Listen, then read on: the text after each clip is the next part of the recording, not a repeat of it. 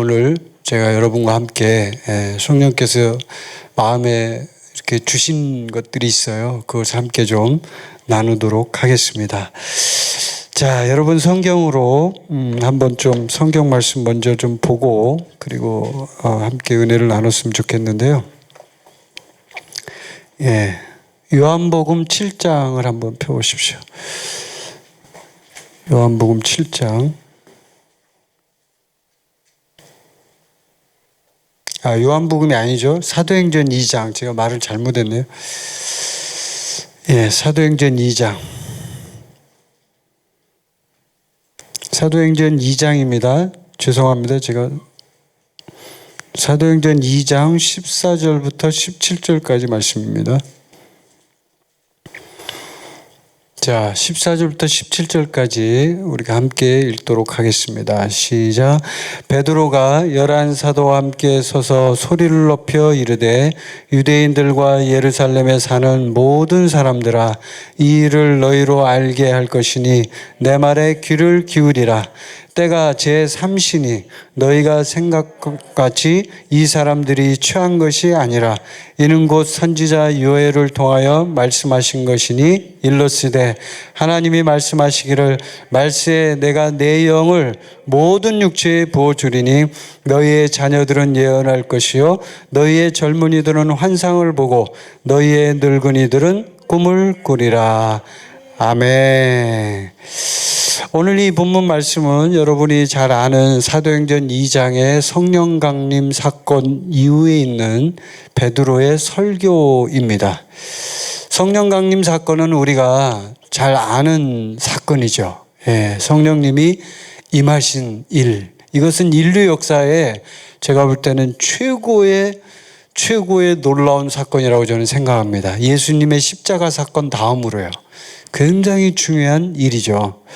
그래서 오늘 이제 저는 이 베드로의 설교 요 앞에 짧은 부분을 함께 읽고 요 부분을 우리가 함께 좀 나누길 원하는데, 주제는 뭐냐면요, 성령의 은사가 왜 필요한가, 이런 주제로 좀 은혜를 나누려고 합니다.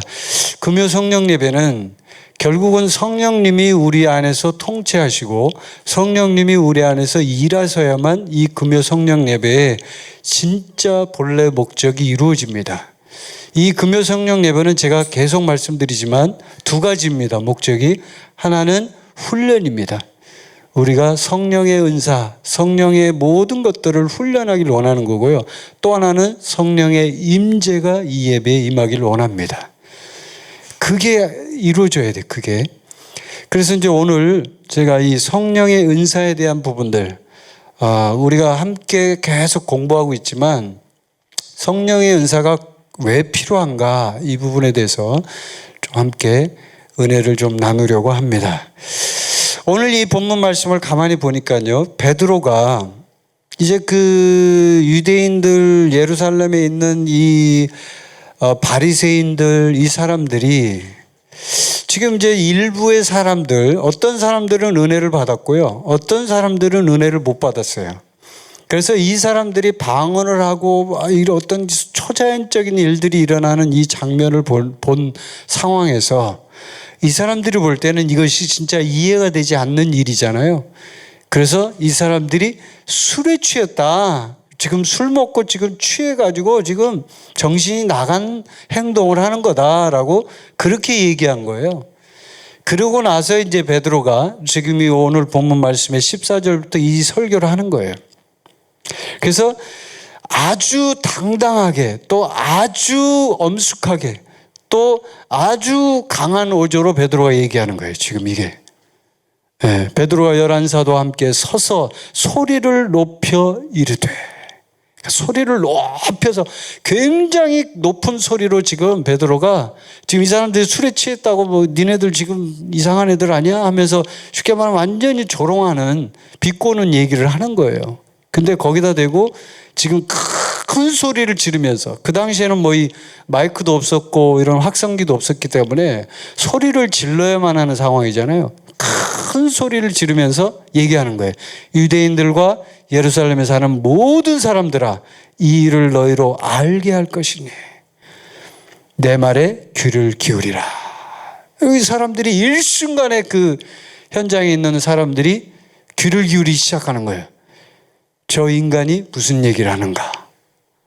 이제 비꼬는 사람들은 그렇죠. 저 인간이 도대체 무슨 얘기를 할까.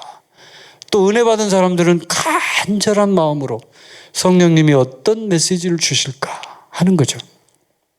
그 15절에 보니까 때가 제3시니 너희 생각과 같이 이 사람들이 취한 것이 아니라. 지금은 술 먹고 취할 때가 아니야. 낮이니까 취할 때가 아니라 이 말이죠. 그러면서 16절 17절 말씀을 이제 베드로가 바로 얘기를 하는 거예요. 선지자 요엘에 있는, 요엘의 예언서에 있는 그 말을 그대로 인용을 하면서 지금 하는 거예요.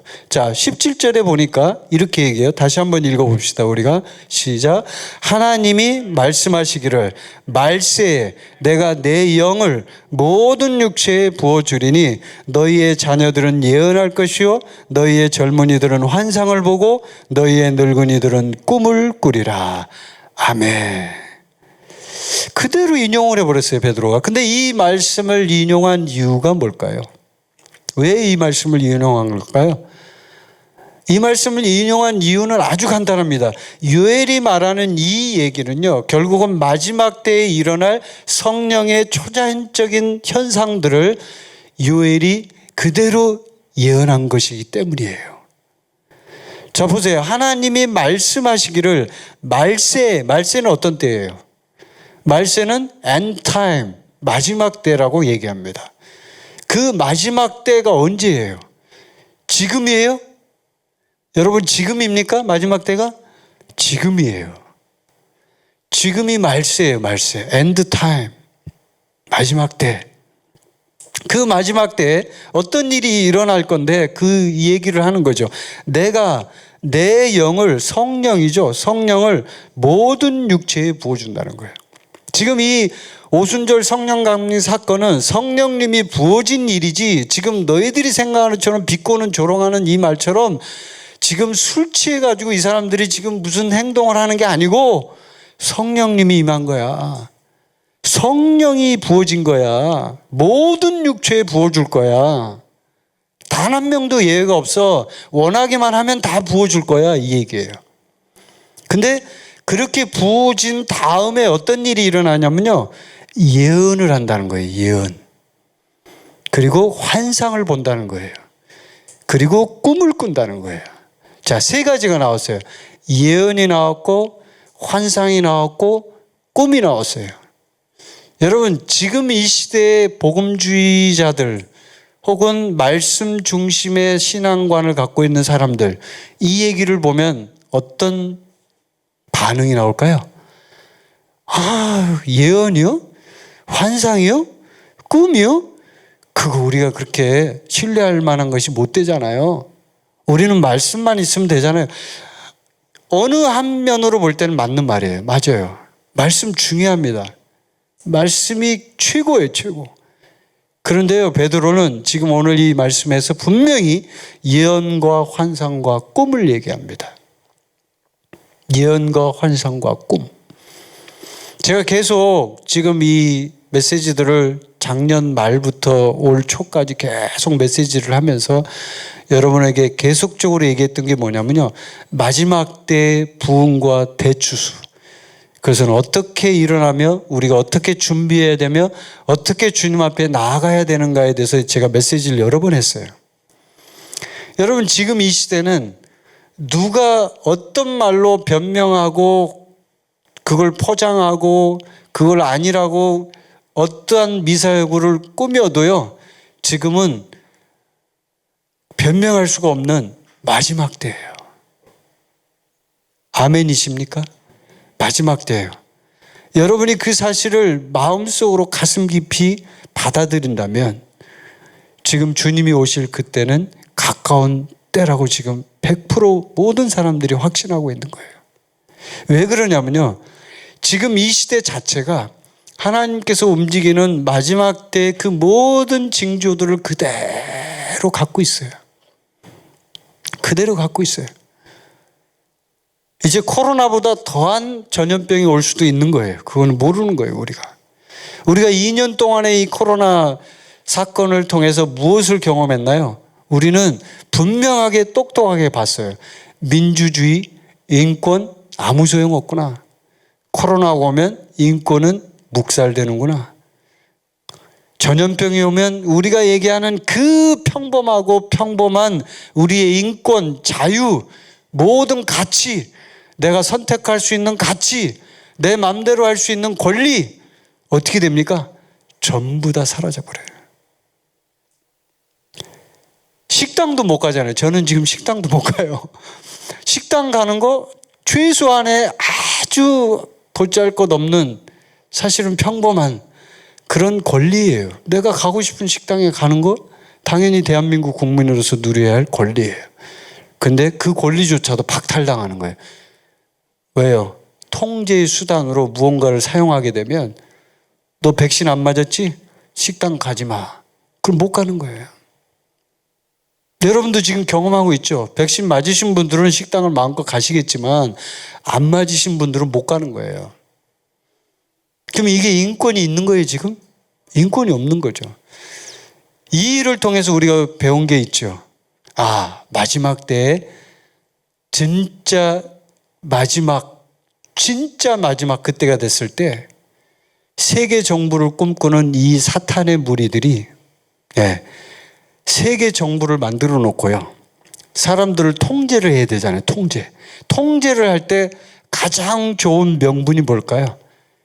바로 이거예요. 집단의 행복을 위하여 너는 치생을 해라. 자, 코로나가 왔잖아. 전염병이 돌잖아. 아파서 죽는다고 하잖아. 그러니까 네가 좀 이해해줘. 이제 출발은 그렇게 출발하는 거죠. 아프니까 네가 이해해줘. 그런데 그게 이해해줘라고 처음에는 정부에서 좋게 얘기했죠. 이해해주세요. 지금은 뭐예요? 벌금 때려.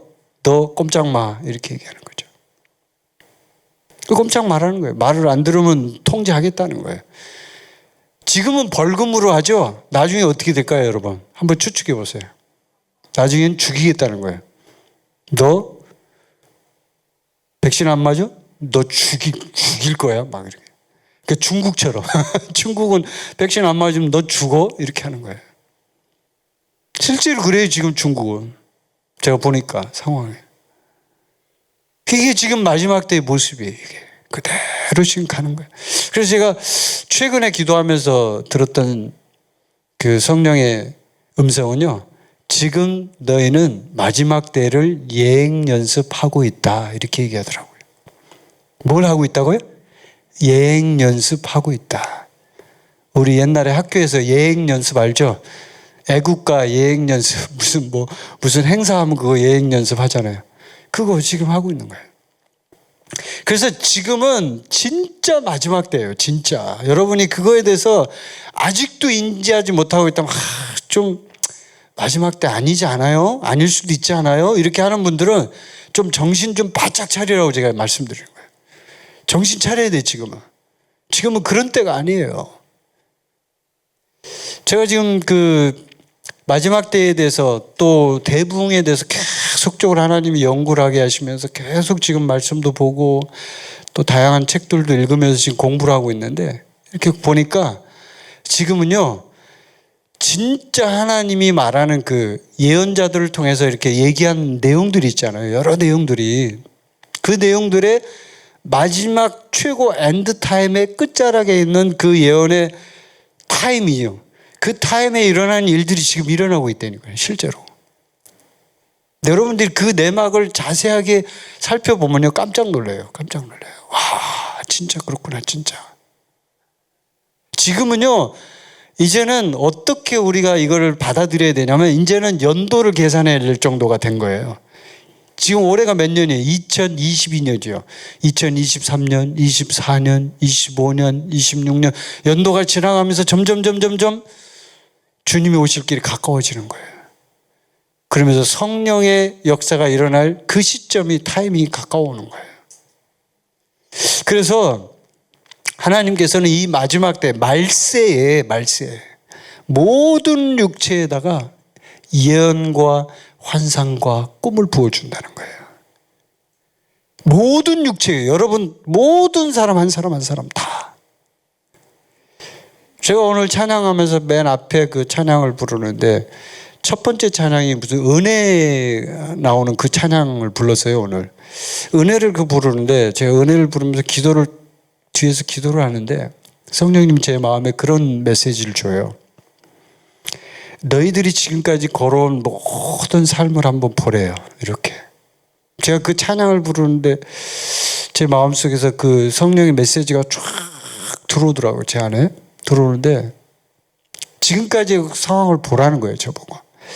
쭉 살펴보니까 그냥 그 찬양하는 시간 짧은 시간이지만 그 짧은 시간에 과거에 있었던 중국에서 사역했던 장면이 떠올라요. 갑자기. 근데 어쩐 장면이 떠올랐냐면 제가 언제가 한번 그 선교사님들 제 친구들이 있어요. 그분들하고 한 3명인가 4명이 같이 이제 제가 충칭에서 그 장가게, 한국말로 장가게라는 데 여러분 아시죠? 예, 장가게라는 그 관광지가 있어요. 유명해요, 중국에. 충칭에서 기차를 타고 가면 한 12시간 정도 기차를 타고 가면 거기를 도착할 수가 있어요. 12시간인가 18시간인가 걸렸던 것 같아요. 기차를 한번 갈아타고 이제 갔는데 그 장면이 떠올라요. 아까 찬양을 하는데. 그 장면이 떠오르는데 갑자기 뭐가 떠올랐냐면 기차를 타고 막 그렇게 가는데 그 선교사님들하고 중국 기차는 그 저희가 탔던 그 기차가 굉장히 싸구려 기차를 탔어요. 근데 그 기차 안에 보면 막 그 농민들이 타기 때문에 거기에 뭐 곡식을 들고 타고 뭐 이렇게 뭐 그런 거 있잖아요. 개도 데리고 타고 뭐 염소도 타고 막 그냥 다 짬뽕이야. 다 뭐 하여튼 그냥 뭐 온갖 닭도 있고 막 그게 막 상상을 해보세요. 그 장면이. 그런 기차에 이제 완전히 그 완행열차 옛날 우리나라 그런 기차처럼 생긴 이제 그 기차를 타고 가는데 이제 사람들이 막 빽빽하게 빼곡하게 앉아 있죠. 거기서 선교사님들하고 같이 앉아서 이렇게 두런두런 얘기를 하면서 창밖을 이렇게 보는데 창밖에 그때가 시간이 이제 지금도 기억이 나요. 이렇게 석양 해가 질 무렵의 풍경이 있죠. 그럼 이렇게 석양이 노을이 쫙 지면서 해가 지는데 기차가 쭉 가는데 거기 이제 농민들이 앉아서 그냥 그 근심 어린 표정으로 그 얼굴을 보는데 그 장면이 오버랩이 되는 거예요. 그 농민들의 얼굴과 그 태양이 석양이 지는 그 장면이 이쪽 창하고 이쪽의 장면이 두 개가 딱 오버랩이 되면서 그 장면이 떠올라요. 제가 그때 이제 사역하러 갈 때 이제 같이 이제 그 선교사님들하고 회의도 하면서 여러 가지 얘기하면서 갔던 그 순간이었는데 갑자기 그게 떠올라요. 그러면서 네가 그때 그 순간으로부터 지금까지 하나님께서 너의 삶을 인도하신 그 흔적을 한번 살펴봐라. 그 떠오르는데 그 농민들의 표정을 이렇게 보는데 그 농민들의 표정이 너무 근심이 있는 거예요. 그런 거 있죠, 왜? 그냥 세상에 온갖 근심을 닫고 인상을 팍 쓰면서 그 근심 어린 표정으로 있는 그 모습. 진짜 딱 그 모습이에요. 할머니, 할아버지들, 젊은 사람들 이렇게 거기 앉아 있는데 그 장면을 저에게 떠올리게 하신 이유는요. 그때 그 장면이 제 마음속에 남았나 봐요. 그게. 그들을 위해서 이렇게 기도했던 기억이 나요. 저 영혼들 참 불쌍하다. 저 영혼들을 어떻게 건져야 될까? 저들이 예수님이 필요한데. 이런 마음으로 제가 갔던 그 기억이 나요. 근데 그게 은혜하고 연결이 되는 거예요. 제가 그 뒤에서 찬양을 하면서 이렇게 기도를 하는데 하나님 뭐라 그러냐면 지금까지 네가 살아있는 게 하나님의 은혜야. 그리고 너를 인도한 하나님이 얼마나 신실한 하나님이냐. 이 말을 하는데 제 마음속에 감동으로 확 밀려와요. 여러분 제가 지금 하는 얘기가 평범한 얘기잖아요. 그냥. 근데 그게 성령의 감동으로 임하면 그것이 그 사람에게는 최고의 계시가 되는 거예요. 그렇죠, 여러분? 네. 아무것도 아닌 일 같지만 그때 그 기차에서 그 선교사님들과 같이 봤던 그 장면이 떠오르는 이유는 성령님이 제 마음속에 그 감동을 주시는 거예요. 진짜 그게 은혜였구나.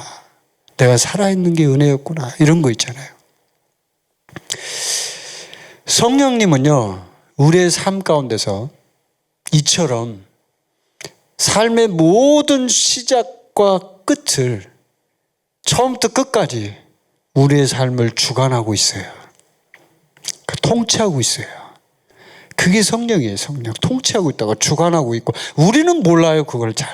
그게 뭐 하나님이 우리를 인도해 줬는지, 우리를 보살펴 줬는지 알게 뭐야. 그냥 숨 쉬고 사니까 그런 줄 알죠. 근데 돌아놓고 보면, 지내놓고 보면 모든 것이 하나님의 은혜였구나 라는 걸 깨닫는 순간이 있다는 거예요. 근데 성령님이 오늘 이 시간에 여러분에게 이렇게 얘기하는 거예요. 지금 베드로를 통해서. 말세가 지금 됐는데, 지금은 말세예요, 말세. 마지막 때. 그 마지막 때에는 예언과 환상과 꿈이 있다는 거예요.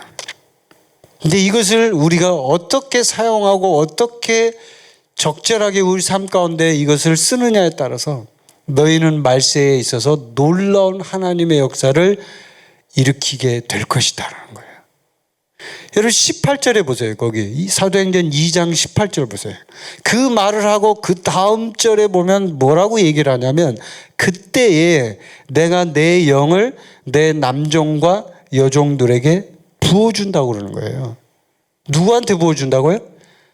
남종과 여종들한테. 종, servant, 종. 일을 해야 될 사람이죠. 종이죠. 종한테 주는 거예요. 그래서 이 종들에게는 무엇이 필요하냐면 성령의 은사가 필요하다는 거예요. 왜 그러냐면 그 성령의 은사는 마지막 때에 우리가 써야 할 성령님이 주시는 강력한 생수 혹은 강력한 무기이기 때문에, 연장이기 때문에. 생수예요, 생수. 이걸 통해서 우리가 사역을 하는 거예요. 그래서 오늘 제가 여러분에게 이 성령의 은사는 왜 필요한가에 대해서 진짜 우리의 마음의 중심으로 이 부분에 대해서 이해하고, 그 다음에 우리의 마음속에 계시가 일어나고, 또 이 은사들이 제대로 우리 안에서 활성화되고, 또 이 은사들이 사용될 수 있도록 우리가 훈련되기를 원합니다. 제가 여러분을 간절히 권면합니다. 정신 차리시고 여러분 은사를 써야 합니다. 이제부터는 써야 돼요. 그 은사를 활성화시켜야 돼요. 왜냐하면 지금은 말세이기 때문에. 아멘. 자, 그러면 로마서 12장 한번 펴보세요. 자, 지금부터 이제 여기다가 한 분이 우리 성경 읽을 동안 와서 칠판 좀 놔주세요. 여기다가 로마서 12장 6절부터 8절까지 한번 읽어보도록 하겠습니다. 자, 6절부터 8절까지. 로마서 12장 6절부터 8절까지 시작. 우리에게 주신 은혜대로 받은 은사가 각각 다르니 혹 예언이면 믿음의 분수대로, 혹 섬기는 일이면 섬기는 일로, 혹 가르치는 자면 가르치는 일로, 혹 위로하는 자면 위로하는 일로, 구제하는 자는 성실함으로, 다스리는 자는 부지런함으로, 긍휼을 베푸는 자는 즐거움으로 할 것이니라. 아멘. 자, 이 로마서 12장은 기초 은사가 나오는 장입니다. 오늘도 다시 복습을 합니다. 은사를 여러분이 더 정확하게 이해하는 그날이 올 때까지 저는 끊임없이 여러분에게 이 얘기를 할 겁니다. 그러면서 여러분은 이 은사가 여러분 안에서 생명수처럼 폭발적으로 여러분 안에서 증가해서 그 은사가 활성화될 거예요. 아멘. 이거 아멘을 해야지 여러분이 증가되는 거예요. 아멘 안 하면 하기 싫다는 얘기예요. 성령님이 여러분 인격 안에 있잖아요. 지금 있는데 제가 이 말을 하는데도 대답을 안 한다? 그럼 안 하겠다는 얘기지. 자, 하고 싶으십니까? 네, 활성화를 해야 돼요. 자, 그러면 보세요. 지금부터 정신을 똑바로 차리고 다시 또 공부하는 거예요. 기초은사가 있어요. 기초은사. 기초은사 첫 번째 예언이 나옵니다. 예언. 자, 예언. 우리는 이 은사를 사용함으로 그리스도의 몸을 세웁니다. 그러니까 은사가 왜 필요한가? 이유는 간단해요. 그리스도의 몸을 세우기 위해서. 그리고 교회를 온전하게 회복시키기 위해서. 아멘. 그러려면 은사가 제대로 사용되지 않으면 교회가 회복되지 않고요, 그리스도의 몸이 세워지지 않아요. 그리스도의 몸이 세워지지 않는다는 얘기는 곧 그건 뭘 말하냐면 우리의 교회, 유기체인 이 교회가 생명력이 없다는 얘기예요. 그거 똑같아요. 활동을 못한다는 얘기이기 때문에 지금 현대교회가 다 죽은 이유는 뭐냐면 은사, 이 세 가지 종류의 은사가 활성화되지 않아서 그래요. 물론 성령의 열매가 성장해서 나오지 않은 것도 이유가 있지만 성령의 은사가 활성화되지는 않은 이유도 있어요. 두 가지 이유예요, 두 가지. 근데 성령의 열매는요, 우리 한가족 교회에서는 너무나 많이 훈련하고 있어요. 성령의 열매가 뭐예요? 자기 부인하라고 하잖아요. 성령의 열매는 자기 부인하고 예수님을 닮은 삶으로 나아가면 자연적으로 맺히게 돼 있는 거예요. 여러분이 맺으려고 아무리 노력한다고 성령의 열매 안 맺어요. 맺어질 것 같아요? 친절, 온유, 양선, 뭐 이런 사랑, 이게 맺어지냐고요. 원래 인간이 그 모양 그 꼴인데 안 된다니까요. 근데 우리가 예수님을 닮기만 하면요, 그러면 자연적으로 성령의 열매가 맺어져요. 자연적으로 맺어져요. 노력 안 해도 돼요. 그래서 요한복음 15장에는 포도나무의 가지를 얘기하는 거예요, 예수님이. 너희가 가지에 붙어있기만 하면 열매를 맺는다 이거예요. 그 말은 뭐냐면 너희가 예수님을 닮기만 하면 돼. 닮으면 그대로 그냥 흉내만 내면 돼. 그러면 열매 맺어, 이 얘기예요. 우리 힘으로 하는 게 아니란 얘기예요, 그 말이에요. 그래서 성령의 열매는 굉장히 사실은 쉬워요. 우리가 자기를 부인하기만 하면 돼요. 근데 자기 부인이 어려운 거죠, 사실은. 내려놓는 게 어려운 거죠. 내려놓는 게 너무 고통스럽죠. 그것만 내려놓으면요, 그러면 완전한 성령의 열매를 맺을 수 있어요. 그래서 마지막 때의 복음은 어떤 복음이냐면요, 이렇게 이해하셔야 돼요. 이 말세의 복음, 엔드타임의 복음은요, 이제는 지금까지 예수님을 주인으로 영접하라고 얘기하고 예수님을 구세주로 영접하라고 얘기하고 이런 부분을 얘기해서 이제 영접을 하게 했잖아요. 마지막 때의 복음은 뭐냐면요, 이제 예수님이 왕이시다 하고 무릎 꿇게 만드는 복음이 돼야 되는 거예요. 지금까지는 예수님을 주인으로 영접하는 것으로 끝났을지 모르지만 마지막 때가 오면요, 마지막 말세의 얘기예요. 말세에는 왕국 복음이잖아요. 왕국 복음. 왕국 복음이 뭐예요? 왕국. 킹덤이잖아요. 킹덤의 특징은 뭐예요? 대통령 없어요, 킹덤에는. 킹덤의 특징은 왕이 있다는 거예요. 왕국 복음.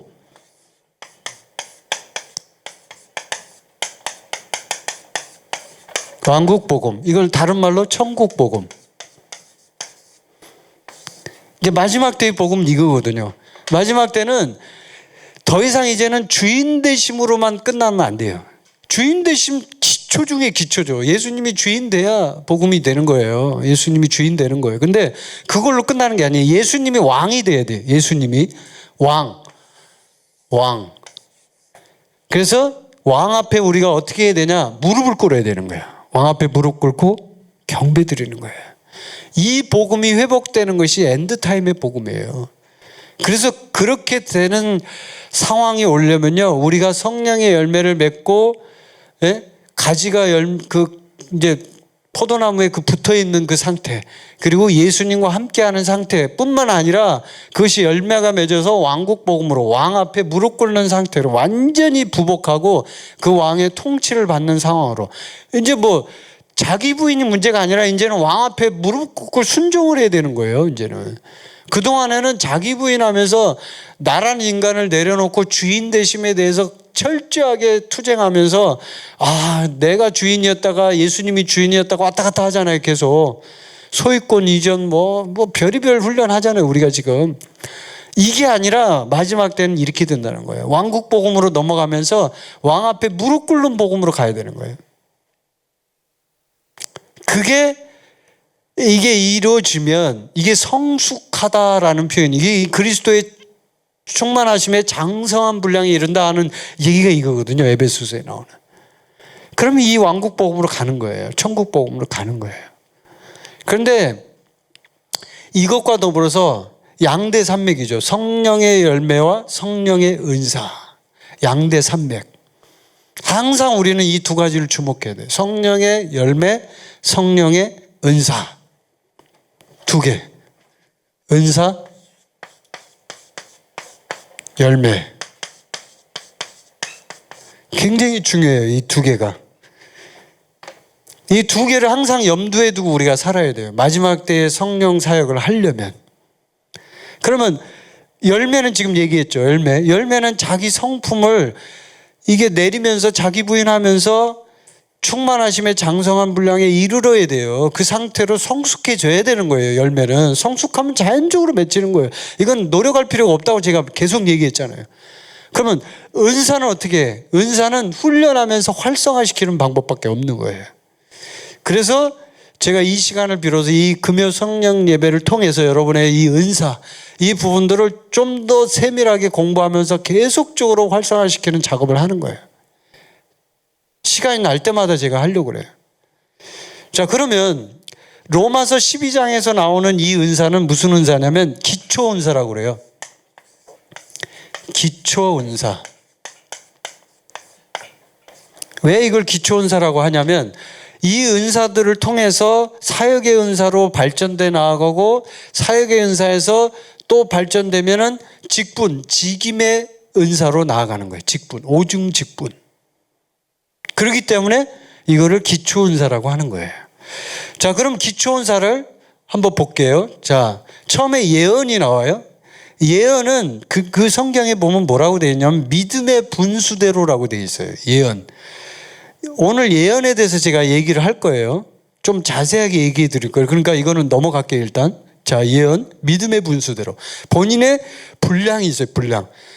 그 분량대로 예언을 하라는 거예요. 그러니까 예언은 굉장히 중요한 게 뭐냐면 네 상태를 정확하게 인지하고 상태에 맞춰서 예언해야 된다라는 거예요. 근데 대부분의 예언을 하는 분들이 자기의 상태를 몰라요. 오바를 하거나 너무 못 미치거나 둘 중에 하나예요. 그건 제가 이제 조금 이따 얘기를 해드릴 거예요. 오바를 하거나 못 미치거나 자기 상태를 모르는 거예요. 그 다음에 섬김이 나오죠. 섬김. 섬김은요, 섬기는 일로 하면 돼요. 그냥 섬기면 돼요. 이거는 간단해요. 네. 왜냐하면 그냥 섬기는 거기 때문에, 일을 하는 거기 때문에. 영어로 말하면 미니스터라고 그러죠. 미니스트리. 그래서 섬기면 되는 거예요. 간단해요. 모든 일이 다 섬김이에요. 섬김. 그 다음에 가르침 뭐예요? 사람들에게 하나님의 말씀을 가르치는 거 쉽죠. 굉장히. 네, 가르침. 근데 여기서 중요한 게 왜 로마서 12장에서 예언이 첫 번째로 나왔을까요? 이 예언은 지금부터 이 얘기를 또 다시 또 잊어버리신 분들은 다시 공부를 또 해야 돼요. 이 예언이 제가 그 사역의 은사를 얘기할 지금 이 기초 은사 말고 사역의 은사를 얘기할 때 은사가 세 부류로 나눠진다 그랬죠. 첫 번째는 계시의 은사가 있고요. 두 번째는 능력의 은사가 있고요. 세 번째는 언어의 은사가 있어요. 세 종류로 나눠져요. 계시의 은사에는 뭐가 있냐면 여기에는 지혜의 말씀, 지식의 말씀, 그 다음에 영분별 이렇게 세 개가 있어요. 계시 종류의 은사는. 그 다음에 언어의 은사 중에는 뭐가 있냐면 예언의 은사가 있어요. 그리고 방언의 은사가 있고 방언 통역의 은사가 있어요. 이렇게. 그 계시의 은사와 언어의 은사 이 두 종류로 나눠졌을 때 지혜의 말씀, 지식의 말씀, 영분별의 은사는 계시의 계열의 은사인데 예언의 은사는 어디 계열이에요? 언어, 말로 하는 말에 관계된 언어의 계열의 은사예요. 근데 이 예언과 방언 통역 이 세 가지 은사 중에 가장 중요한 은사가 예언의 은사예요. 왜 그러냐면 성경에 보면 좀 이따 이제 볼 거지만 고린도전서 14장에 보면 우리가 예언하기를 열망하라고 그래요. 바울이. 무조건 열망하라 예언을. 예언이 중요하기 때문에.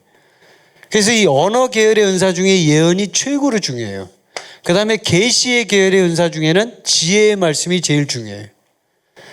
그 다음에 능력의 은사는 믿음, 그 다음에 치유, 그 다음에 기적, 능력 행함이라고도 하죠. 이 능력 계열의 은사 중에는 믿음의 은사가 제일 중요해요. 이렇게 지금 세 부류로 이거를 여러분이 공부해야 돼요. 이거는 공부를 안 하면 알 수가 없어요, 여러분이. 자, 이렇게 이제 이해를 하시고, 계시 계열의 은사 중엔 지혜의 말씀이 제일 중요하고, 언어 계열의 은사 중엔 예언의 은사가 제일 중요해요. 자, 그러면 이 상태를 놓고 봅시다. 여기 기초 은사에서 보니까 예언의 은사가 있어요, 없어요? 있죠. 다른 건 없잖아요. 다른 거 이런 건 없는데 뭐 지혜의 말씀, 지식의 말씀, 영분별 이런 거 없잖아요, 여기에. 없는데 희한하게 예언의 은사만 있어. 방언도 없는데 여기에. 없잖아요. 근데 유일하게 이 중에서 예언의 은사만 여기 들어가 있어요. 여기에. 이유가 뭘까요? 이유가 뭐냐고 이게. 저는 이 부분에 대해서 굉장히 궁금했어요. 하나님, 왜 기초 은사에 예언의 은사가 들어가 있어요? 예언의 은사는 여기 사역의 은사 쪽에 있는 그 윗단계에 있는 은사인데 왜 사역할 때 쓰는 은사가 왜 기초 은사? 기초 은사는 사역할 때 쓰는 은사이기도 하지만 한편으로 보면 더 중요한 건 뭐냐면 교회 내에서 지체들끼리 섬기기 위해서 필요한 은사예요. 이 기초 은사가. 그리고 대부분의 믿는 자들이 예수님을 믿음과 동시에 이 기초 은사를 받아요. 그냥 동시에 받아버려요, 이거를. 근데 이 사역의 은사는 성령 침례를 받거나 성령 충만을 받을 때 오는 경우가 많아요. 물론 그 전에 받는 분들도 있지만 대부분 그래요, 이제 이게. 그럼 이 기초 은사에 왜 예언의 은사가 들어가 있냐 이 말이에요. 다른 건 하나도 없는데 예언의 은사만. 그래서 제가 성령님께 물어봤어요. 왜 그래요? 그랬더니 성령님이 저에게 말씀하시는 게 이거예요. 언어가 뭐냐 이렇게 물어보는 거예요. 저한테 언어가 뭐예요, 여러분? 언어는 우리가 말을 할 수 있는 아주 중요한 도구예요. 말을 할 수 있는 거예요. 말을 생각했더니 성령님이 저에게 뭘 바로 얘기하냐면 말은 창조의 능력이 있다 이렇게 얘기하는 거예요. 맞습니까? 말은 창조의 능력이 있다. 창조 크리에이션 창조의 능력이 있다 이 말이에요. 그러면 창조의 능력이 있으니까 예언의 은사하고 말하고 연결이 돼 있는 거예요. 그렇다는 거예요. 그래서 예언의 은사를 출발하면서 그 예언의 은사를 통해서 모든 것들이 거기에서 통로가 됨으로 인해서 거기서 그것들이 폭발적으로 그 통로를 통해서 들어간다는 거예요. 무슨 말인지 이해되죠? 자, 보세요. 지금 여기서 예언의 은사가 앞에 나왔죠? 근데 그 다음에 보면 섬기는 은사가 나와요. 섬기는 은사를 하는데 여러분 한번 상상을 해봐요. 섬기는데 여러분 섬길 때 말을 해요, 안 해요? 나는 말할 필요 없어. 그냥 처음부터 끝까지 근심하는 표정으로 일만 하면 돼. 이렇게 일만 합니까? 그게 아니죠. 섬기는 것조차도 말을 함으로 시작하는 거예요. 모든 게. 그 다음에 가르치는 거 더더욱 말로 해요. 가르치는 것. 말을 안 하면 가르칠 수가 없어. 그 다음에 위로 권면이라고 하거든요. 권면. 위로하는 거 말해야 돼요, 안 해야 돼요? 말해야죠, 당연히.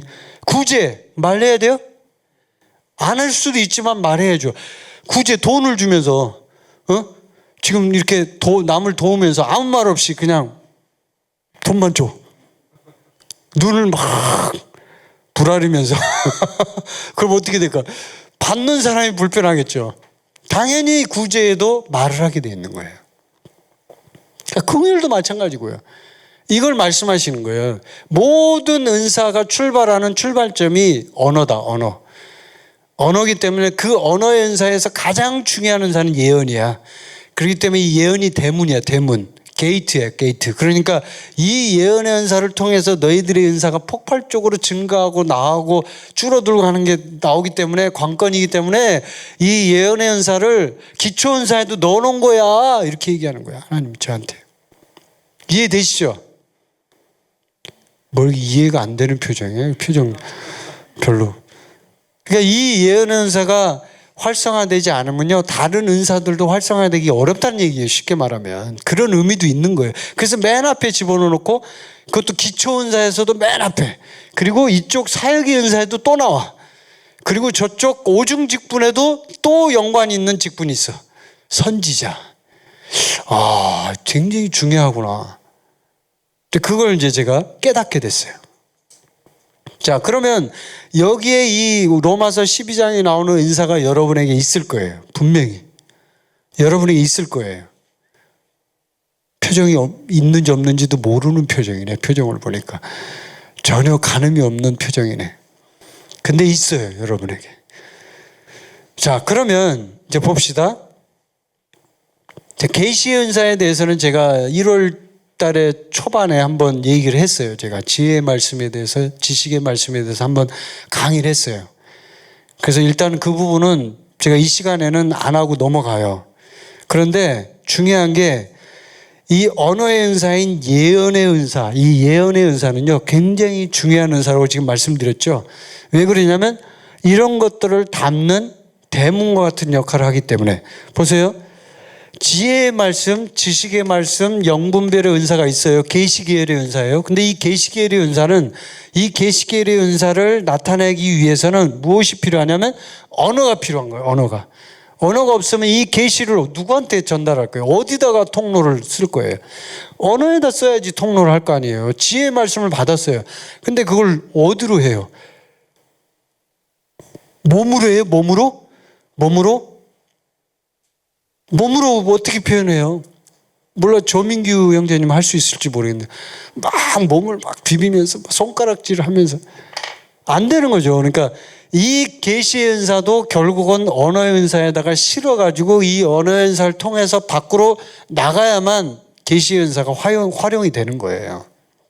이 개념을 이해하시라는 거예요. 이해되시죠? 예. 자, 그러면 이렇게 이제 성령의 9가지 사역의 은사, 그 다음에 기초 은사의 2개를 한꺼번에 지금 이제 이렇게 강의를 지금 하면서 여러분에게 이 개념들을 지금 이렇게 공부를 하고 있어요. 자, 오중직분이 나와요. 오중직분에서 사도가 나오고 선지자가 나와요. 자, 그런데 이게 제가 최근에 이제 공부를 하면서 또 하나 깨달은 게 뭐가 있냐면, 그 전에 종교개혁 이후에 하나님께서 어떤 회복을 주시냐면, 목회자의 직분이죠. 목자라고 하죠. 목자의 직분, 그 다음에 복음전도자의 직분, 그 다음에 교사의 직분을 회복을 시켜주셨다는 거예요. 이미. 자, 보세요. 종교개혁이 일어나고서 그 사람들이 만든 제도 중에 유일무이하게 가장 강력하게 사람들이 주장하고 또 주장하고 다른 건 다 없어졌어. 사도 선지자 없어졌어. 근데 지금까지도 이를 악물고 주장하는 게 뭐예요? 목사님. 목사. 에베소서 4장에 나오는 5가지 직분 중에 나머지 4개는 별로 신경 안 쓰면서 목사만큼은 유일하게 거기다 사자를 붙여갖고, 원래는 그게 목자예요. 원래 원어로 보면요. 예, 목자라고 해야 더 정확한 번역이에요. 목사라는 말이 없어요. 사자는 누가 붙였다? 종교개혁 이후에 만든 거예요. 만들어서 그렇게 만든 거예요. 목사가 나왔는데 그게 회복이 됐잖아요. 이미. 목회자가 무엇인지에 대해서 모르는 사람이 누가 있어요. 목회자에 대해서 너무나 철저하게 공부를 했죠. 지금까지. 자, 복음전도자 보세요. 복음전도자 요한 웨슬레가 나와서 복음을 전하고 전 세계를 돌아다니면서 뭐 이렇게 복음 전하고 하면서요, 복음전도자도 회복이 됐어요. 그 다음에 뭐 T.L. 오스본 같은 사람은 치유 복음까지도 회복을 시켰어요. 복음 전하면서 치유를 해. 사람들이 막 고침받아. 병이 나. 그러니까 복음전도자가 놀라운 기적이 일어나는 거예요. 다 회복이 된 거예요. 자, 교사는요, 은사주의가 이제 이렇게 오순절 운동이 일어나면서요, 전 세계적으로 막 사람들이 성경 공부하면서 말씀을 가르치고 하면서 수많은 책들을 찍어내고 공부하고, 케네스 해긴 목사님 같은 경우는 얼마나 많이 성경을 가르쳤다고요. 책도 막 수백 권. 제가 그 2019년대 그 오클라호마의 털사 브로큰에로에 가서 보니까 레마 바이블 처치 이제 거길 갔잖아요. 제가 가서 그 케네스 해긴 목사님 교회에 레마 바이블 처치예요. 거기가 교회 이름이. 그 가서 이제 예배를 드리려고 들어가는데 그 옆에 보니까 서점이 있더라고요. 서점 이렇게 책을 좋아하니까 제가 서점 이렇게 들어보니까 막 책이 그냥 우와, 저는 케네스 해긴 목사님 책이 그렇게 많은 줄 몰랐어요. 서점에 케네스 해긴 목사님 책이 막 가득 찼어 거기에. 마음 같아서는 다 사고 싶은데 가지고 올 수 없어갖고 살 수가 없고 딱 한 권만 사고 제가 왔는데 책이 그렇게 많더라고요. 그러니까 그 오순절 운동 이후에 은사주의가 막 이렇게 일어날 때요, 그때 교사의 직분도 회복이 된 거예요. 영감 있는 교사들이 많이 나왔어요. 그 대표적인 인물이 케네스 해긴이에요. 뭐 여러 사람들 있죠. 지금 이 시대에 더 많죠. 많은 교사들이 성경을 잘 가르치고 진짜 은혜스럽게 성경을 가르치는 사람들이 많아요. 진짜 많아요. 근데 주님이 저에게 말씀하시는 게 마지막 때 이제 두 가지가 남았다. 이 두 가지는 아직도 회복되지 않았다. 그 두 가지가 뭐예요? 사도와 선지자. 아직도 회복이 안 된 거예요. 물론 회복되고 있는 중이에요. 지금 많이 좋아지고 있어요. 근데 아직도 사도와 선지자는 많은 사람들이 배척한다는 거예요. 많은 사람들이 싫어한다는 거예요. 5가지 중에 2가지나 돼 있고, 더군다나 더 중요한 거는 사도와 선지자는 맨 앞에 있어요. 그리고 고린도전서 12장에 보면 첫째는 사도예요, 둘째는 선지자예요. 이렇게 아예 그 숫자까지 언급하면서 중요 순서를 언급까지 하면서 바울이 얘기하는 직분, 오중직임인데요, 이 사도와 선지자가 지금도 회복이 안 됐다는 거예요. 그러니 하나님 입장에서 보면 얼마나 안타깝겠어요. 도대체 이건 언제 회복할 거니? 네 교회들아. 얘기하는 거예요. 그래서 오늘은 이 선지자의 직분과 관련된, 그리고 예언과 관련된 부분을 여러분에게 좀 제가 말씀을 드리려고 그래요. 예언의 은사하고 선지자의 직분에 대해서. 자, 예언의 은사, 이 언어의 은사라고 그랬죠. 언어 계열의 은사. 제일 중요한 은사가 예언의 은사예요. 그런데 자, 이 예언의 은사를 보니까 고린도전서 14장을 한번 펴보세요. 고린도전서 14장 1절 같이 한번 읽어보겠습니다. 시작. 사랑을 추구하며 신령한 것들을 사모하되 특별히 예언을 하려고 하라. 아멘. 여기서 바울은 사랑을 추구하며 고린도전서 13장에서 사랑에 대한 얘기를 하고, 그리고 이제 이 얘기를 하잖아요. 사랑을 추구하라는 거예요. 사랑이 참 중요하죠. 제일 중요하지만 은사에 대해서 얘기를 한다면 영적인 것들을 사모해야 되는데, 그 영적인 것들을 사모하는 차원이 어떻게 발전돼야 하냐면 특별히 예언을 하려고 노력하라는 거예요. 예언을 하는 쪽에 갈망을 가지라는 거예요. 근데 우리는 예언하려고 잘 하지 않죠. 그렇죠? 방언은 받고 싶은데 예언을 하려고 하지 않아요. 왜냐하면 예언이 그동안에 너무나 오용되고 잘못 가르쳐 왔기 때문에 사람들이 많이 오해를 하고 있어요. 예언을 만약에 제대로 공부하고 잘 훈련한다면요, 예언의 은사만큼 좋은 은사가 없어요. 그런데 이거를 지금까지 한국 교회에서 너무나 많이 말아먹었어요. 수많은 사람들이. 왜 말아먹었냐면 이유는 간단해요. 예언의 은사는 굉장히 중요한 목적이 있어요. 예언의 은사 목적 굉장히 간단해요. 3절 읽어봅시다. 시작. 그러나 예언하는 자는 사람에게 말하여 덕을 세우며 권면하며 위로하는 것이요. 뭐라고요? 예언의 목적 간단해요. 덕을 세우고 권면하고 위로하려고 있는 거예요. 근데 예언을 사람들은 어떻게 얘기하냐면 프리딕션 혹은 포텔링, 영어로 말하면 이제 그런 단어를 쓰기 때문에 미래에 대해서 뭔가 말해준다 이런 뜻으로 이해를 하거든요. 예언이라고 하면 원래 그런 뜻도 있어요. 맞아요. 네, 그런 뜻이 있어요. 프로페테이아라는 헬라어 단어를 쓰는데 이 프로페테이아가 무슨 뜻이냐면 하나님께서 주신 어떤 말씀을 대언한다, 대신 말한다 이런 뜻이 있어요. 프로페테라는 단어가. 근데 히브리어로 보면 이 예언하다는 말이 무슨 뜻이냐면요, 솟아오르다 이런 뜻이 있어요. 솟아오르다, 뭔가 이렇게 물이 확 솟구쳐 오르는 거 이런 뜻이 있어요. 그러니까 이 예언하다라는 말을 사람들은 이런 뜻으로, 원래 있는 본 뜻으로 봐야 되는데 어떻게 이해했냐면 미래에 대해서 꼭 무당이 점치는 것처럼 알려주는 것 봅시다 이렇게 이해를 하는 거예요. 그러다 보니까 예언 사역 그러면 이해하는 게 뭐냐면 사람들이 미래에 대해서 알려준다라고만 생각해요. 근데 여기 성경에서 바울은 3절에서 분명하게 얘기하죠. 예언하는 사람은 덕을 세우는 거예요. 그 다음에 권면하는 거예요. 위로하는 거예요. 이 목적이 이루어지지 않으면 신약 시대의 예언 사역은 기초가 안 된 거예요. 이미. 그건 기초가 안 돼 있는 거예요. 미래에 대해서 알려주는 건 다른 차원이에요. 그건 선지자의 직분을 가진 오중직임에서 일어나는 일이에요. 사실은.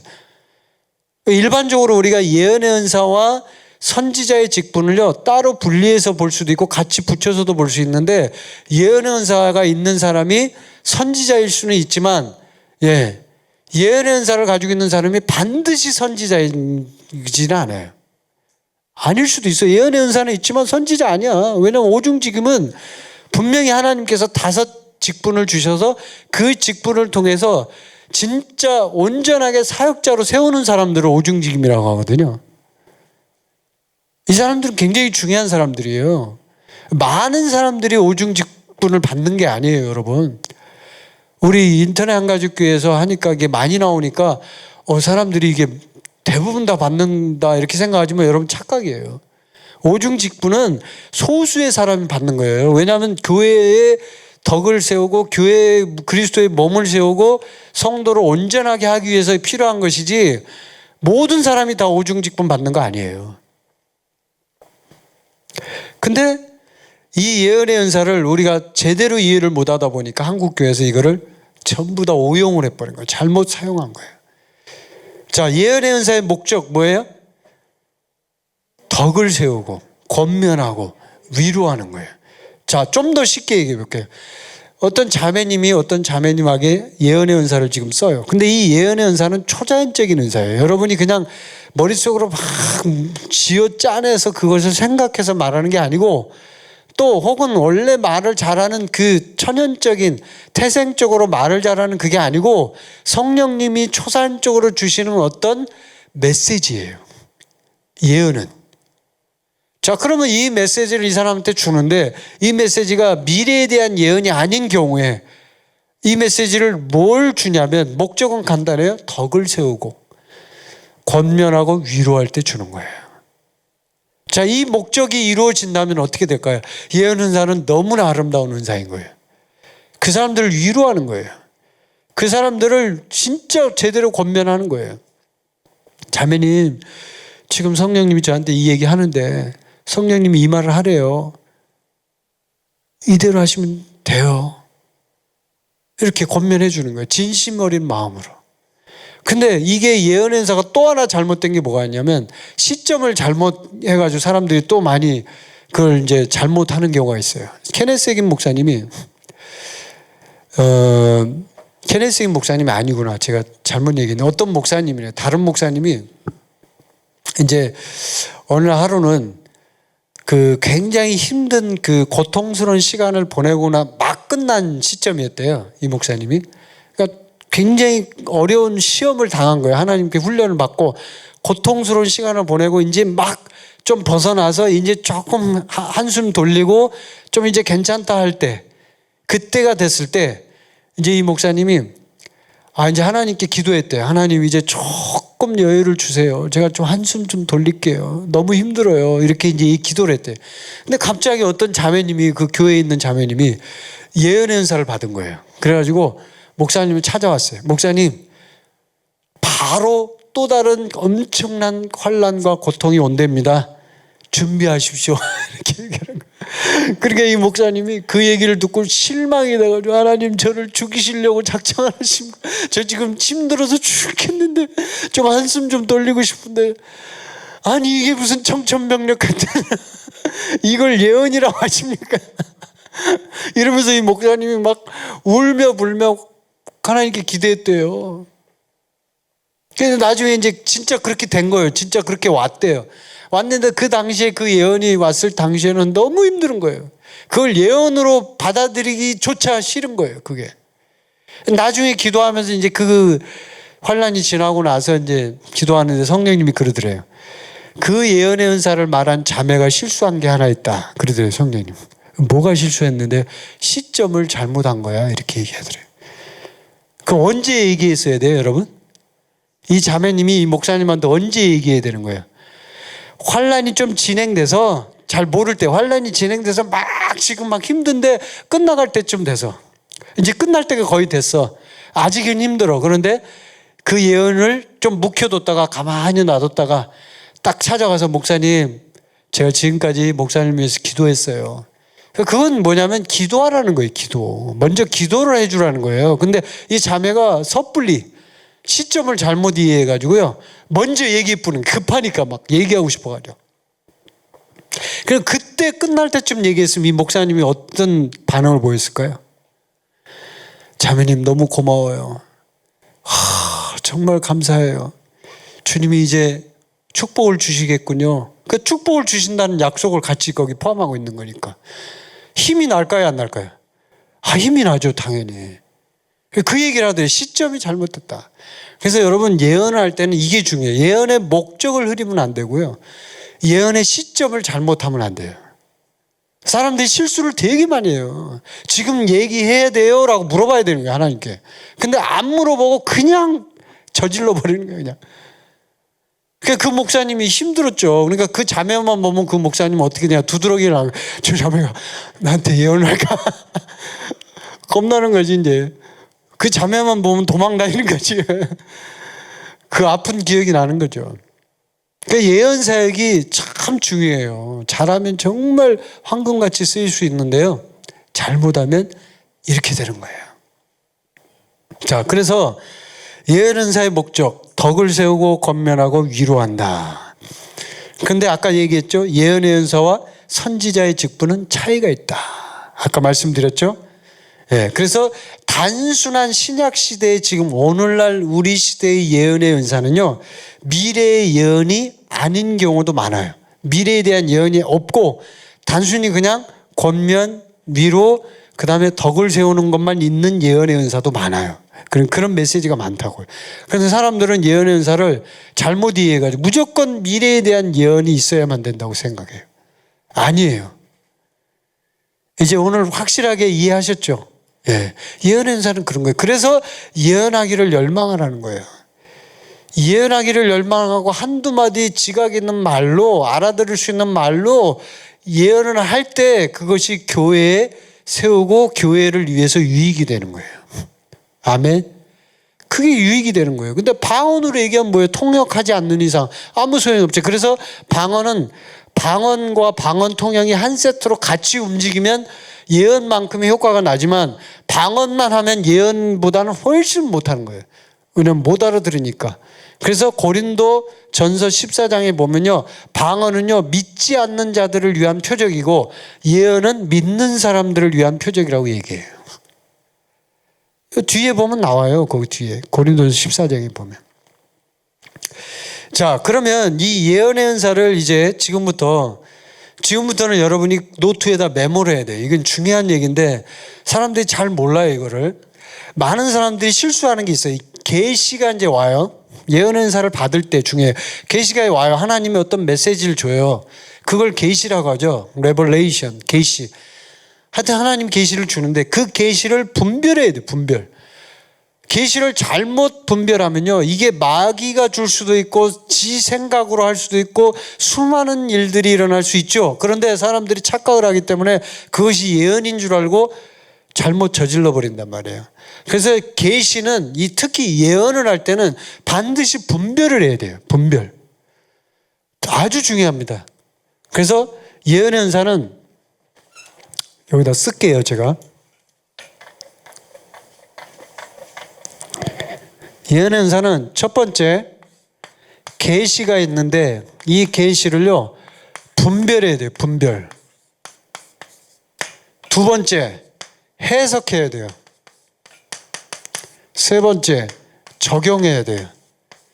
이렇게 세 단계로 나눌 수가 있는데 이 세 단계로 나눈 뒤에 설명해 드릴게요. 계시를 분별해야 되는데 굉장히 중요해요. 분별을 잘못하면 예언이 아닌데 예언인 것처럼 실수할 수도 있고 막 지 생각인데 그렇게 할 수도 있고 막 틀리잖아요. 우리가 예언의 은사가 많이 틀리죠. 그래서 사람들이 두드러기 나고 싫어하고 하는 이유가 예언을 잘못하기 때문에 그런 거거든요. 근데 이거를 이제 정확하게 우리가 공부하고 활용해서 훈련하기만 하면 예언의 은사가 너무너무 좋은 은사예요. 자, 그러면 첫 번째, 계시의 분별. 첫 번째, 분별하는 방법이 있어요. 첫 번째, 성경과 일치하는가를 봐야 돼요. 성경과 일치하는가. 여러분이 써놓으세요, 그거를. 이거는 반드시 기억해야 될 내용이에요. 성경과 일치하는가. 성경과 다르면 예언 아니에요, 그거는. 제가 무조건 여러분에게 100% 확신하며 얘기 드리는데 성경과 일치하지 않는다? 그거 예언 아니에요. 누가 준 거예요? 마귀가 준 거예요. 아니면 당신 생각이에요. 자, 두 번째. 그 예언을 통해서 믿음이 솟아나는가 이거예요. 믿음이 솟아나는가? 믿음이 솟아오르는가? 예언을 들었어요? 들었는데 막 절망이 돼. 죽을 것 같아. 힘들어. 믿음이 솟아오르질 않아. 그거 예언이 아닐 확률이 높아요. 그래서 예언이 아닌 거예요. 그래서 한국에서 많이 실수를 하는 게 이거예요. 예를 들어서 뭐 그런 거 있죠. 뭐 누구하고 결혼해야 돼요? 예언의 은사를 해갖고 해달라 그래. 누구하고 결혼하는 건 절대로 예언의 은사로 하는 거 아니에요. 그거는 본인이 내적 인도를 받는 거예요. 성령의 인도를 받으면 되는 거예요. 그럼 누구하고 결혼하라고 하면 결혼하라면 이 사람 예언 사역자가 누구하고 결혼하라면 그냥 할 거예요, 그러면? 아니죠. 결혼했는데 나중에 실수했어. 그럼 어떡할 거예요? 돌릴 거예요? 이혼해야 되잖아, 그러면. 중요한 문제예요. 그래서 그런 쪽은 절대로 예언을 쓰면 안 되고요. 내적 인도를 받아야 되는 거예요. 아까 예언의 목적이 뭐라 그랬어요? 덕을 세우고 권면하고 위로한다 그랬잖아요.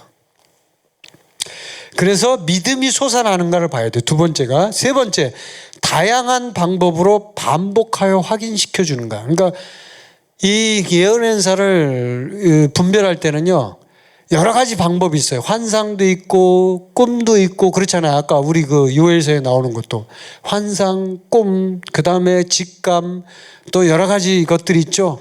내적인 어떤 음성, 여러 가지 통로가 있잖아요. 예언은 음성 듣기의 한 부분이기 때문에요. 음성 듣는 사람은 예언을 할 수가 있는 거예요. 이미 기초가 놓여진 거예요. 음성 듣기 여러 번 하시잖아요. 그러면 그 음성 듣기가 예언으로 발전하는 거예요. 이게.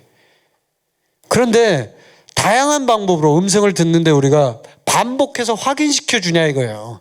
그걸 계속 확인시켜 주냐고. 똑같은 걸 계속 확인시켜 주냐고. 어떤 자매가 교회에 갔어요. 근데 목사님이 설교를 하는데 이 자매가 어떤 자매냐면 이 교회를 다니는 자매가 아니고 다른 교회를 다니는 자매예요. 근데 다른 교회에서 저번 주에 그 교회 목사님이 예언하는 예언의 음성을 들은 거예요, 이미. 듣고 이제 다른 교회를 가서 또 예배를 참석했는데 그 예배 도중에 그 교회 목사님이 갑자기 예언이 나온 거예요. 근데 그 예언이요, 지난주에 예언했던 똑같은 예언을 이 목사님이 해주는 거예요. 그럼 이건 뭐예요? 반복해서 확인시켜 주는 거예요. 지난주에인가 우리 선교사님이 그 성전건축 설교했죠? 지난주가 아닌가? 화요일 날이었나? 주일 오후였나? 헷갈리네. 네, 주일 오후에 설교했죠. 그때 선교사님이 그런 얘기를 했어요. 말씀 폐기를 했는데 계속 나온다고. 3번 나온다고 저한테 얘기하더라고요. 저한테 와서 눈을 동그랗게 뜨고 여보 3번 나왔어, 3번. 그래서 제가 그거 어쩌라고. 제가 그랬는데 아니 3번 반복해서 지금 이 얘기를 예를 들은 거예요. 이게 다양한 방법으로 반복해서 확인시켜 주냐 이 말이에요. 예언을 확인하는 방법, 분별하는 방법이 이게. 그 다음에 이제 네 번째 마지막, 인정받은 선지자 혹은 리더가 동의하는가 이거예요. 이 네 가지의 분별법을 가지고 여러분이 분별하시라는 거예요. 인정받은 선지자 혹은 리더가 인정하냐 이거예요. 그러니까 여러분이 3가지를 다 해봤어요. 다 이걸 테스트를 해봤어요. 근데 아직도 아리까리해. 그러면 조금 짚히는 데는 있는데 확인이 필요해. 그러면 4번째를 쓰는 거예요. 교회 리더나 아니면 선지자 중에서 경험 많은 사람들한테 찾아가서 부탁을 하는 거예요. 이거 지금 제가 예언을 받았는데요. 이거 맞는 건가요? 좀 분별 좀 해주세요. 라고 부탁을 하는 거죠. 그러면 그분이 분별을 해주는 거예요. 이렇게 네 가지로 이 예언의 은사의 계시를 분별하는 거예요. 이게 이제 분별이에요. 첫 번째 단계, 분별. 그 다음에 이제 해석을 하는데 해석은 어떻게 하냐? 해석은 사실은 굉장히 쉬운데 해석도 한국에서는 틀려요. 너무 많은 사람들이. 해석 쉬워요. 첫 번째, 하나님께 해석을 구하면 돼요. 해석을 구하는 거예요. 이게 뭐예요, 성령님? 물어봐요. 그러니까 예레미야 보면 예레미야 24장인가 제가 장을 지금 기억이 잘 안 나는데 무화과 나무 예언을 하는 게 나오거든요. 무화과 나무.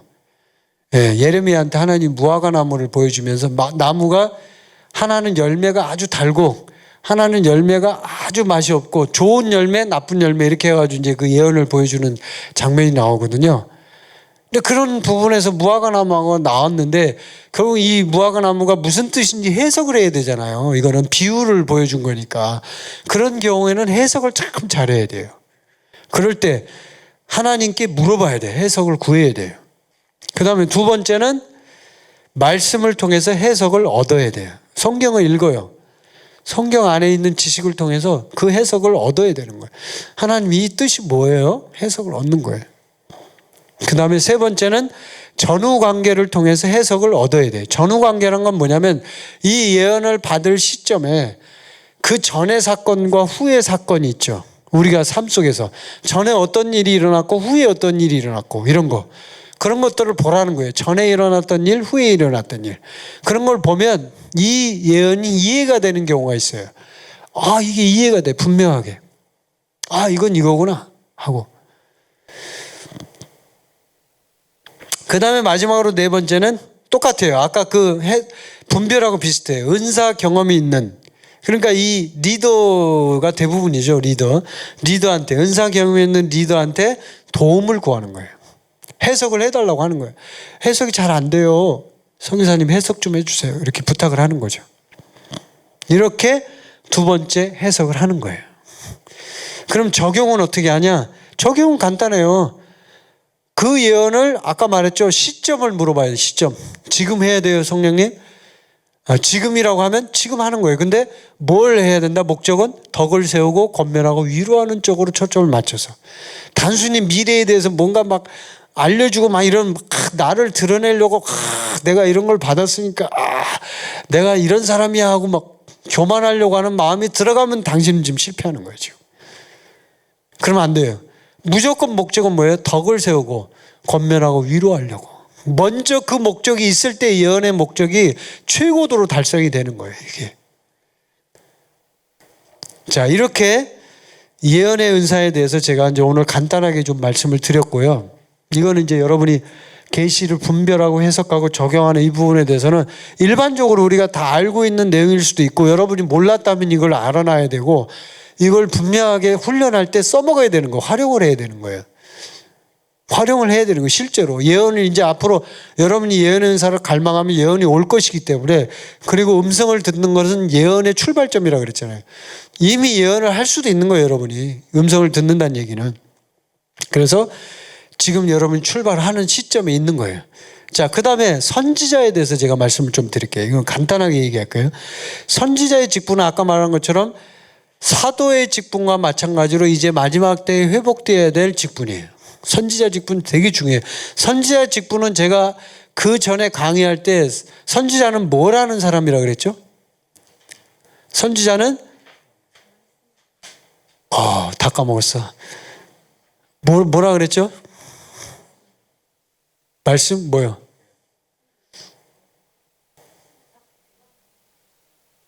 크게 얘기해봐요. 크게. 선지자는 뭐 하는 사람이라고? 무서운가 봐. 자신감이 없나 봐. 대답을 안 하려고 그래. 그냥 무조건 시켜야 되나 우리 저기 베트남 선교사님. 하나님 말씀을 대언하는 자. 예, 맞아요. 근데 더 중요한 게 빠졌어요. 선지자는 뭐 하는 사람이라고요? 목적. 선지자가 존재하는 목적. 아시는 분? 큰 소리로. 그렇죠. 선지자가 존재하는 목적, 방향 제시. 이게 제일 중요해요. 방향 제시. 요게 빠지면 다른 것도 많이 있어요. 많이 미래에 대해서도 얘기하고 뭐 여러 가지 있는데, 하나님 말씀을 대언하는 것도 있고 다 맞아요. 맞는데 제일 중요한 건 방향 제시예요. 이거 손가락, 이거 기억나죠? 엄지는 사도고, 예? 검지 손가락이 선지자라고 했잖아요. 제가 말씀드렸잖아요. 이렇게 사도와 선지자가 만나면 이렇게 된다. 집게가 된다. 그래서 선지자는 검지기 때문에 가르친다. 저기 이동호 엊그저께 결혼한 사람 이렇게 딱 방향을 가르친다 이 말이에요. 그래서 방향을 제시하는 역할이 굉장히 중요해요. 선지자는. 자, 이런 목적을 가지고 한번 봅시다. 선지자. 자, 선지자는 방향을 제시하는 사람인데 이게 회복이 안 됐어요. 그리스도의 몸을 세우기 위해서는, 자, 그리스도의 몸을 세운다는 차원으로 우리가 말할 때, 자, 봅시다. 그리스도의 몸을 세운다는 차원으로 고린도전서 12장 한번 펴보세요.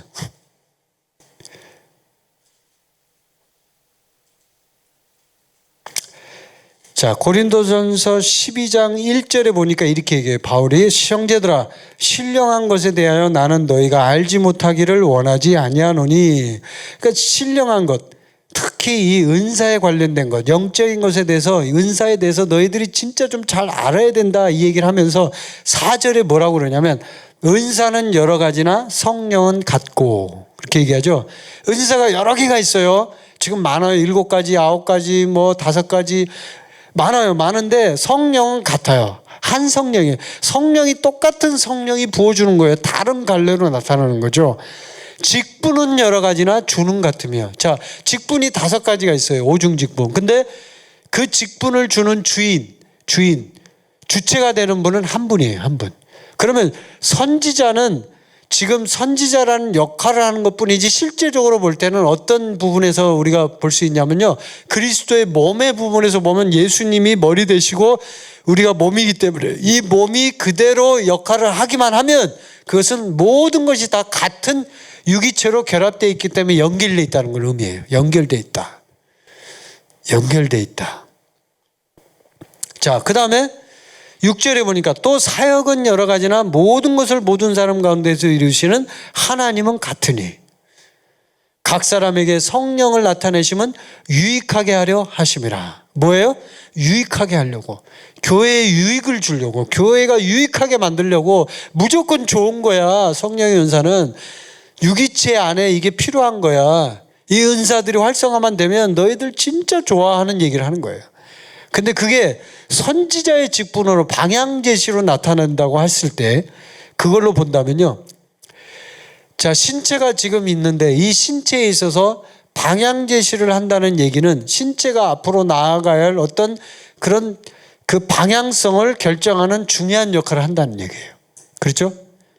어디를 가야 돼요. 지금 가야 돼. go 하면 지금 가야 돼. 지금 발이 걸어가야 되는데 그 걸어갈 때 방향성을 제시하는 것은 선지자가 하는 거예요. 사도는 뭘 한다 그랬어요? 사도는 기초를 놓는 거예요. 기초.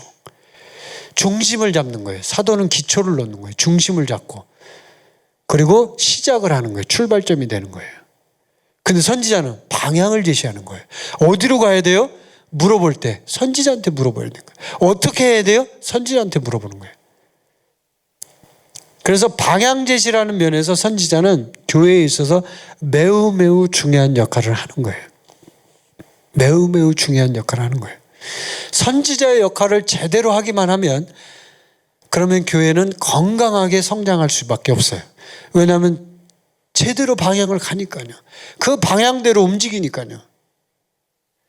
자, 그래서 선지자는 어떤 사람인가 이렇게 보니까 떠오르는 어떤 계시를 대신하여 대언해서 말하는 그 사람이 선지자인데, 말씀을 전하는 사람도 선지자예요.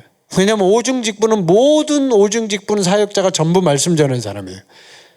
여러분 그걸 알아야 돼요. 오중직분은요, 앞에 있는 사역의 은사나 이런 기초은사처럼 그렇게 보면 안 돼요. 그거는 일반적으로 말씀 사역을 안 하는 사람들도 그런 은사를 받을 수 있지만, 오중직분은요 무조건 말씀 사역을 하는 사람들이 받는 거예요. 풀타임 사역자라고 볼 수도 있어요. 사역을 하는 전문적인 사역자가 된다는 거예요. 그런 사람들이 오중 직분을 받는 거기 때문에 말씀 사역을 하라는 거예요. 그래서 이 선지자는 이 계시의 은사가, 계시의 은사, 이쪽 계시의 계열의 은사가 있었죠. 지혜의 말씀, 지식의 말씀, 영분별, 이 은사가 지속적으로 나타날 때 선지자가 되는 거예요. 지속적으로 나와야 돼. 지혜의 말씀도 계속 나오고, 지식의 말씀도 나오고, 영분별의 은사도 나오고, 이렇게 하면서 계속 이 은사들이, 계시의 은사들이 계속적으로 막 나와야 돼요. 나타나야 돼요. 그러면요, 선지자는 선지자의 직분을 감당할 수 있어요. 근데 그게 지속적으로 안 나온다. 그러면 아직 이 사람은 선지자의 직분을 감당하기 힘든 거예요. 이해되시죠? 예. 그래서 선지자들은 어떤 일들도 또 있냐면 영적 환상, 뭐 입신, 열린 환상, 뭐 이런 것들도 굉장히 빈번하게 받아요. 그러니까 영적 환상은 이제 눈을 감고 보는 환상이고요. 쉽게 여러분이 그 공부했죠. 이미 다 알고 계시죠. 눈을 감고 보면 열린 영적 환상, 눈을 뜨고 보면 열린 환상. 예. 그리고 입신이라는 게, 입신, 트랜스라는 게 있어요. 입신이 뭐냐면 베드로가 그 사도행전에 보면 비몽사몽간에 지붕 위에서 이렇게 환상을 보잖아요. 그게 트랜스예요. 입신. 트랜스라고 해요. 그거를. 그런 것들도 빈번하게 받아요. 이 선지자의 직분을 가지고 있는 사람들은. 그리고 성령의 역사와 악령의 역사를 명확하게 분별할 수 있어요. 선지자는. 왜냐하면 방향 제시를 하는 사람이기 때문에 이런 부분들이 정확해요. 그래서 선지자의 직분을 받았다. 그러면 이 사람은요, 굉장히 이런 부분들에서 탁월해요.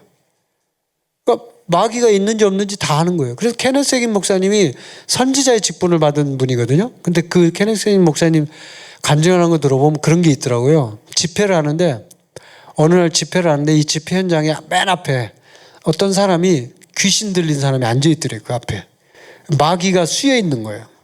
근데 이 사람이 으르렁거리고 있는데, 이 마귀가 들어가 있는 사람들은 어떤 영이 있냐면요, 주절거리는 영이 있어요. 주절거려. 그냥 속으로 막 주절 막 이런 속으로 얘기를 많이 해요. 주절. 아니, 속으로 막 얘기를 하더래요. 그 밑에서. 앞에서 지금 설교하고 성경 가르치고 있는데, 맨 앞자리에 앉아가지고 막 주절 작은 소리로 막 말을 하더래요. 저거 큰일 나겠다. 저거 나중에 사고 치겠다. 이제 NX 목사님이 그렇게 생각하고 있었는데, 아닌 게 아니라 이제 거의 집회가 끝나갈 무렵 막바지에 도달했는데 그 사람이 갑자기 툭 일어나더니 막 큰 소리로 케네스 해긴 목사님을 향해서 막 얘기를 하는데, 뭐라고 얘기냐면 이 교회 성도들은 전부 다 막 싹군이고 막 잘못돼 있고 막 교회 성도들 욕을 하는 거예요. 막 어떤 성도는 잘못됐고 어떤 성도는 악한 사람이고 막 얘기를 하는 거예요. 그러니까 일순간에 이 성도들이 놀래죠. 저 인간 뭐야? 이럴 거 아니에요. 깜짝 놀랄 거 아니에요. 그래서 케네스 해긴 목사님이 그 순간에 바로 했대요. 이 악한 영아, 그 속에서 떠나갈지어다 한 거예요. 그 악한 영이 지금 장악하고 이제 귀신이, 마귀가 지금 역사하고 있으니까. 그럼 바로 그 형제가 쓰러져 버리더래요. 앞에서.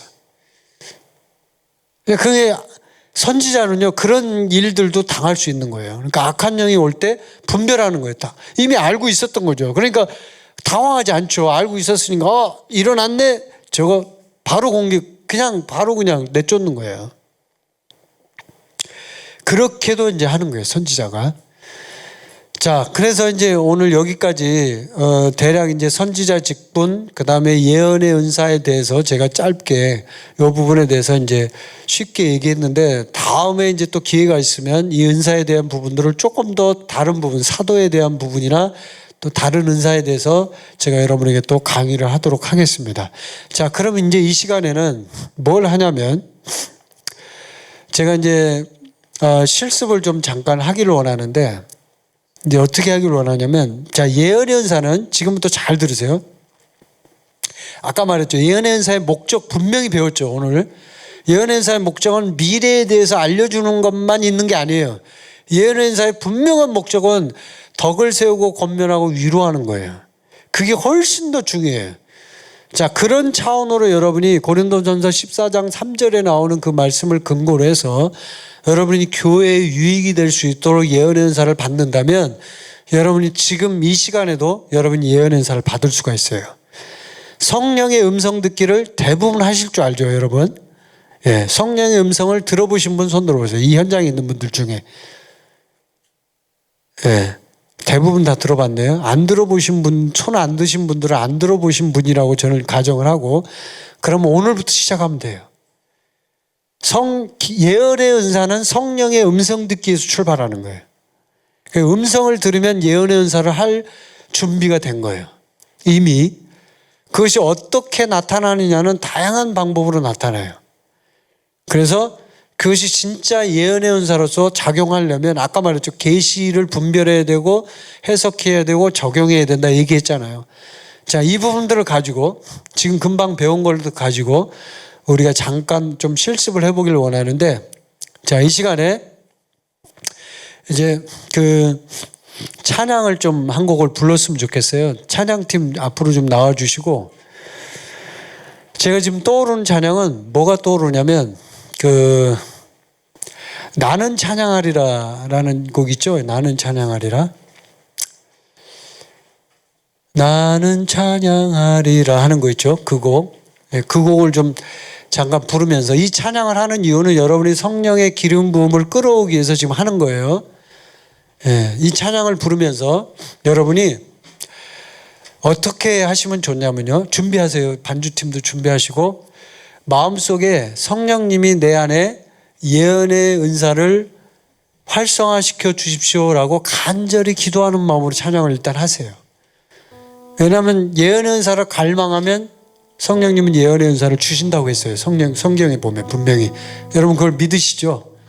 자, 그러면 그 예언의 은사를 갈망하는 마음으로 찬양을 하면서 찬양을 하다가 우리가 이제 방언 기도를 할 거예요. 대부분의 은사들은 방언 기도, 언어의 은사죠. 방언 기도도. 언어의 은사 중에 가장 중요한 건 예언의 은사예요. 근데 방언의 은사는 여러분이 다 받았는데 예언의 은사는 못 받았다. 그럼 예언의 은사도 받아야 돼요. 언어 계열의 은사는 여러분이 다 받는 게 좋아요. 왜냐하면 그 언어 계열의 은사를 통해서 다른 은사들을 다 사용할 것이기 때문에, 앞으로 통로기 때문에. 그래서 이 시간에 찬양을 하면서 여러분이 그렇게 찬양을 하시고, 방언 기도를 하면서 여러분이 강력하게 성령의 임재를 구하면서 예언의 은사를 활성화시켜 주십시오라는 마음으로 계속 방언을 기도하세요. 그러면서 이제 기도할 때 이제 뒤에 불을 좀 꺼주시면, 그러면 여러분이 예언이 들어오시는 분들이 있으면 이따가 제가 예언 은사에 대해서 한번 확인을 해보도록 할 거예요. 그렇게 진행해 보도록 하겠습니다. 자, 가사를 좀 띄워주세요. 나는 찬양하리라. 함께 찬양하겠습니다. 불을 뒤쪽에 좀 불을 꺼주시고.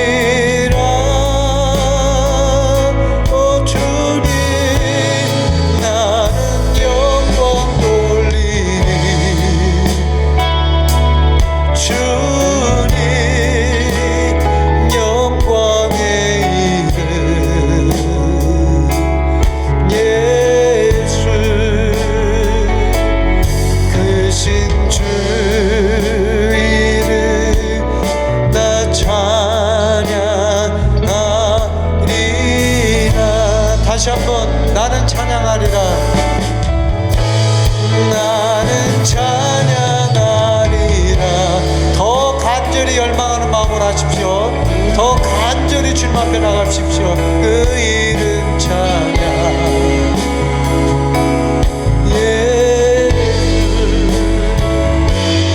크신 주 이름 나 찬양하리라.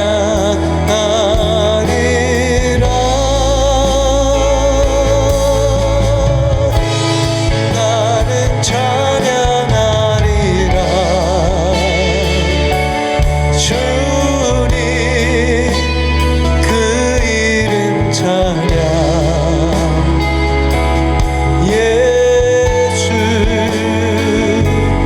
크신 주 이름 나 찬양하리라.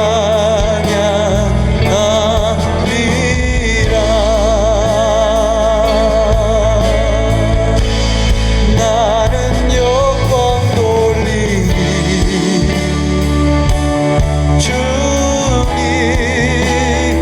영광의 이름 예수.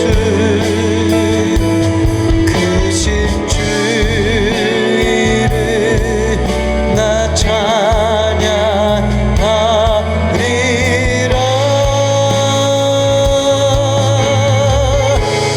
나는 영광 돌리리. 주님 그 이름 예수. 크신 주 이름 나 찬양하리라.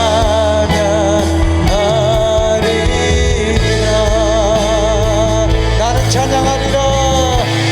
나는 찬양하리라.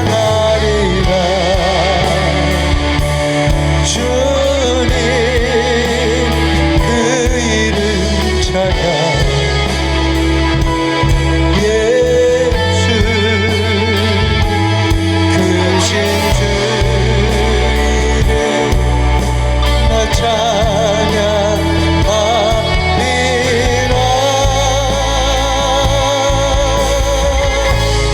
나는 찬양하리라. 주님 그 이름 찬양. 예수. 크신 주 이름 나 찬양하리라.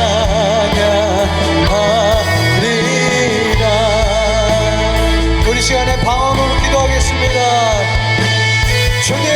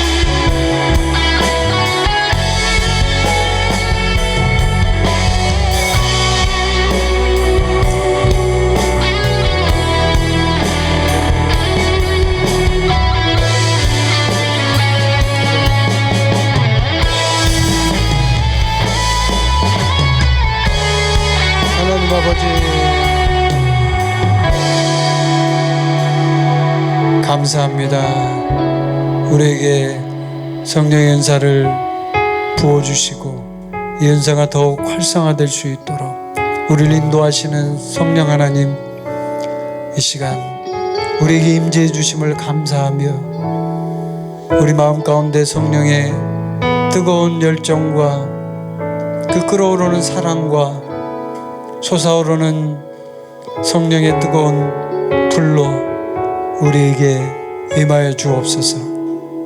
주님 감사합니다. 주님 너무나 감사합니다. 주님 너무나 감사합니다.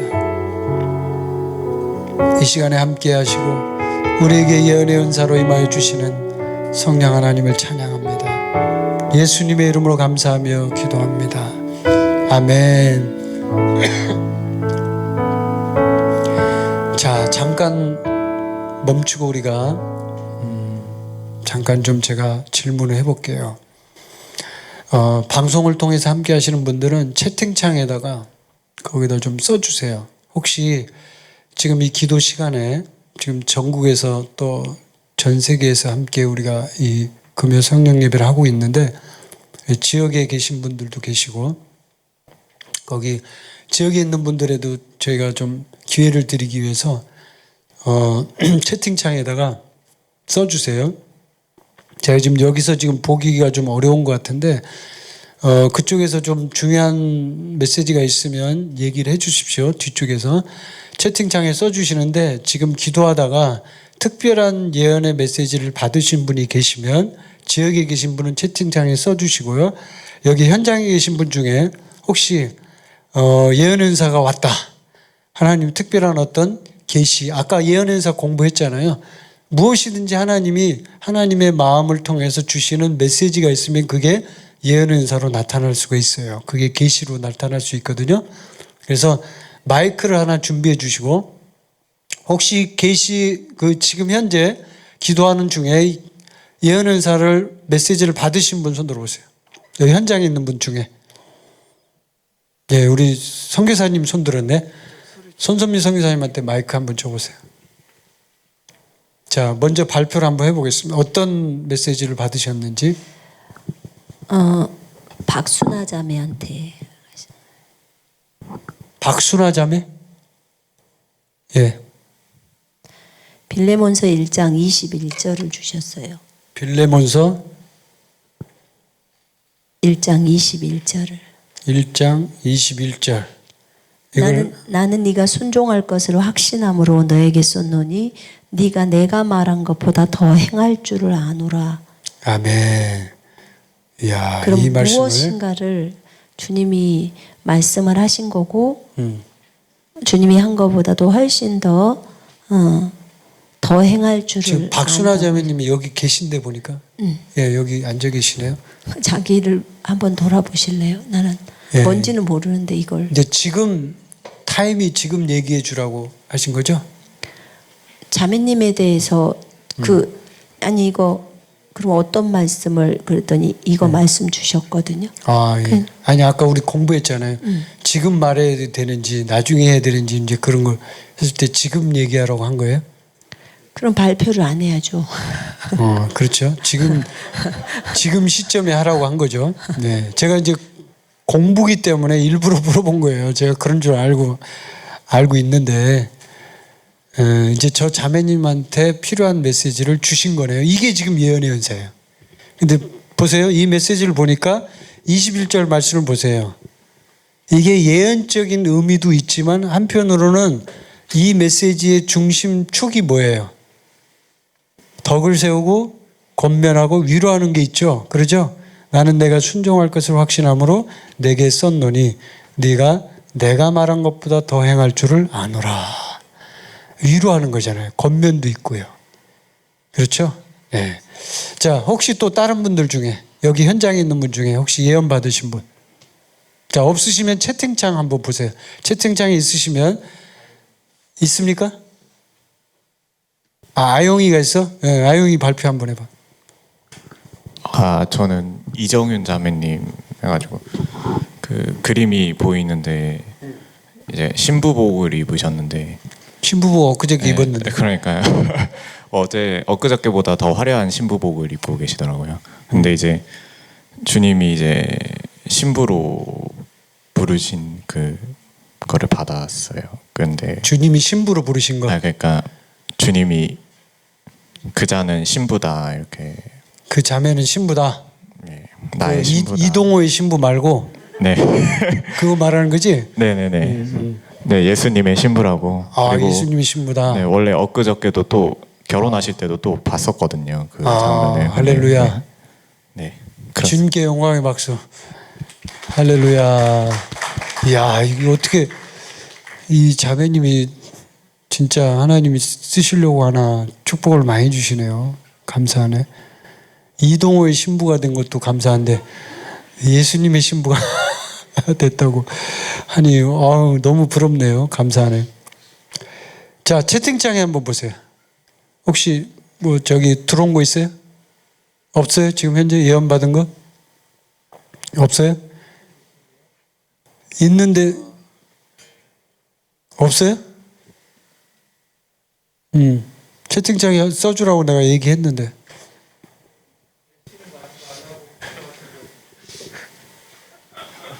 뭐라고요? 백신을 맞지 말라고 경고한다고.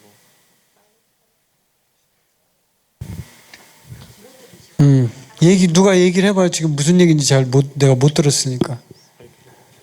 아니 채팅창이 예수 하나님께서 백신을 맞지 말라고 분명히 경고하고 계십니다라고 남기신 분이 계셨는데요. 어떻게 뭐라고? 백신을 맞지 예수 말라고. 하나님께서 백신을 맞지 말라고 분명히 경고하셨습니다. 백신을 맞지 말라고 경고하고 계십니다. 자, 이걸 이제 우리가 실습이니까 이제 공부니까 자 보세요. 자, 백신을 맞지 말라고 경고하고 계십니다. 예언적인 의미가 있죠, 분명히. 자, 있어요. 자, 한번 분별해 봅시다. 아까 우리 공부했잖아. 이거 공부를 괜히 한 게 아니에요. 계시를 분별해야죠. 분별할 때 우리가 얘기했죠. 그런 부분들이 성경적으로 부합하는가? 성경적인가? 성경적이에요? 성경적이 아니에요. 여러분이 판단해 보세요. 지금 이 메시지가 성경적이에요? 백신을 맞지 말라고 경고하십니다 하는 이 메시지가 예언이에요. 지금 이분은 예언이라고 이제 해서 올린 거예요. 자, 근데 이게 아까 공부했잖아요. 성경적이냐 아니냐 한번 판단해 봅시다. 성경적으로는 판단하기가 쉽지 않아요. 그렇죠? 성경에 백신이 안 나오잖아. 이게 뭔 말인지 모르죠. 자, 그러면 이것이 우리의 믿음이 솟아나게 해요? 자, 두 번째, 믿음이 솟아나는가 보라 그랬죠. 믿음이 솟아나요? 솟아나요? 안 나요? 안 나요? 나요? 네, 안 나죠. 그러면 이제 다 할 수는 없어요. 이건 제가 실습이기 때문에 몇 개만 하면 되는 거예요. 간단하게. 믿음이 솟아나는가 안 나는가 점검해 보라 그랬죠. 그 부분에서는 지금 아닌 거예요.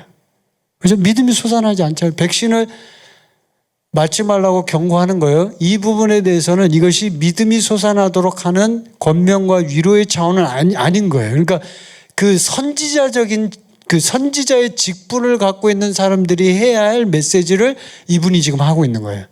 만약 이 메시지를 하신 분이 선지자의 직분이 있다면 만약 그 부분에서 점검을 또 해야 되겠죠. 따로 이제 이 부분은. 근데 선지자의 직분이 아니라면 이런 메시지를 한다면 이거는 조금 문제가 있는 거예요. 왜냐하면 예언이라는 것이 신약 시대의 본래의 목적은 아까 말한 그 목적이기 때문에. 자, 그러면 또 다른 면에서 반복적으로 다양한 통로로 확인시켜 주는가? 이거는 지금 우리가 하기 힘들죠. 여러 가지를 또 해봐야 되니까. 마지막으로 이미 인정받은 리더, 선지자의 사역을 많이 하신 분이 볼 때, 자, 손선미 성교사님한테 한번 물어봅시다. 이걸 인정하십니까? 한번 물어볼게요. 이제 이 네 가지를 다 해보는 거예요, 실습으로. 자, 손선미 성교사님 볼 때 백신을 맞는 예언, 백신을 맞지 말라 경고하는 예언 어떻게 보세요? 맞으라고 하는 많은 사람도 있고요. 맞지 말라고 하는 애원하시는 분들이 다 그래요. 그래서 이것은 그걸로 분별할 수가 없어요. 분별하기 어렵죠. 왜냐하면 각자 주님이 맞지 말라고 말했다는 사람도 많고 네. 맞으라고 하는 사람도 많고 맞아요. 그래요. 저도 보니까 두 개 50%예요. 어떤 분은 맞으라는 사람도 있고 어떤 분은 안 맞아도 된다고 하는 사람이 있고. 근데 분명한 거는 지금 우리 선교사님이 얘기하는 거는 지금 현재 예언적인 선지자적인 사역을 하는 사람 입장에서 볼 때 이게 분별하기가 쉽지 않다라고 얘기를 해줬잖아요. 그런데 이 부분은 일단 제껴놓고 우리가 네 가지 차원으로 쭉 봤을 때 일단 두 번째 부분에서는 걸려요. 그렇죠? 믿음이 솟아나느냐라는 부분에서 봤을 때 제가 이제 지침을 드렸잖아요.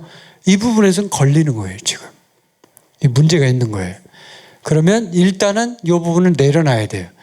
아, 요거는 조금 더 분별하고 조금 더 해석을 해봐야 되겠다라는 부분으로 접근해야 되는 거예요. 이해되시죠, 이제? 예. 자, 그럼 한 개만 더 해보고 오늘 이제 좀 마무리를 할 텐데, 이 임마누엘이란 분이 이걸 썼네. 임마누엘이 누군지 모르겠는데, 제가 임마누엘은 추적을 해가지고 누군지 한번 좀 찾아볼게요. 자, 대전 한가족교회에서 이제 이걸 썼네요. 은사를 사모하는 자에게 다 부어줄 것이다. 그런데 머릿속에서만 사모하고 있다. 마음으로 간절히 끌어내어라. 강력한 기름 부음이 준비되어 있다. 쏟아붓기 직전이다. 기도하며 사모해라. 나의 군사들에게 부어줄 것이다. 그 강도는 일반 부어주는 것과 강도가 다르다. 내게 이미 은사가 와 있다. 아멘.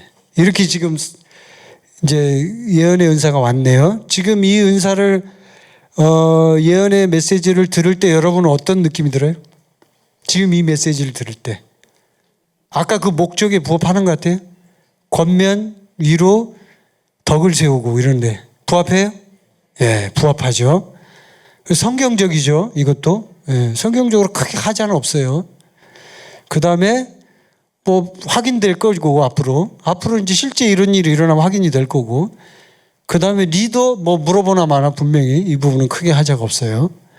예, 이렇게 분별하는 겁니다. 이렇게 실제 지금 우리가 해봤잖아요. 이거를 많은 부분을 해보지는 않았지만 우리가 실제로 현장에서 우리가 하면서 이런 부분들을 실제적인 얘기들을 지금 한 거잖아요. 백신 당연히 예응 연습하는 것 중에 하나예요. 백신도 앞으로 통제를 할 것이기 때문에. 그러나 이 백신이 지금 맞아야 되냐 안 맞아야 되는 부분으로 예언의 은사로 나온다고 하면 이 예언이 맞다 틀리다 이걸 가지고 할 때는 굉장히 중요한 문제가 발생하는 거예요. 분별을 해야 되는 거예요.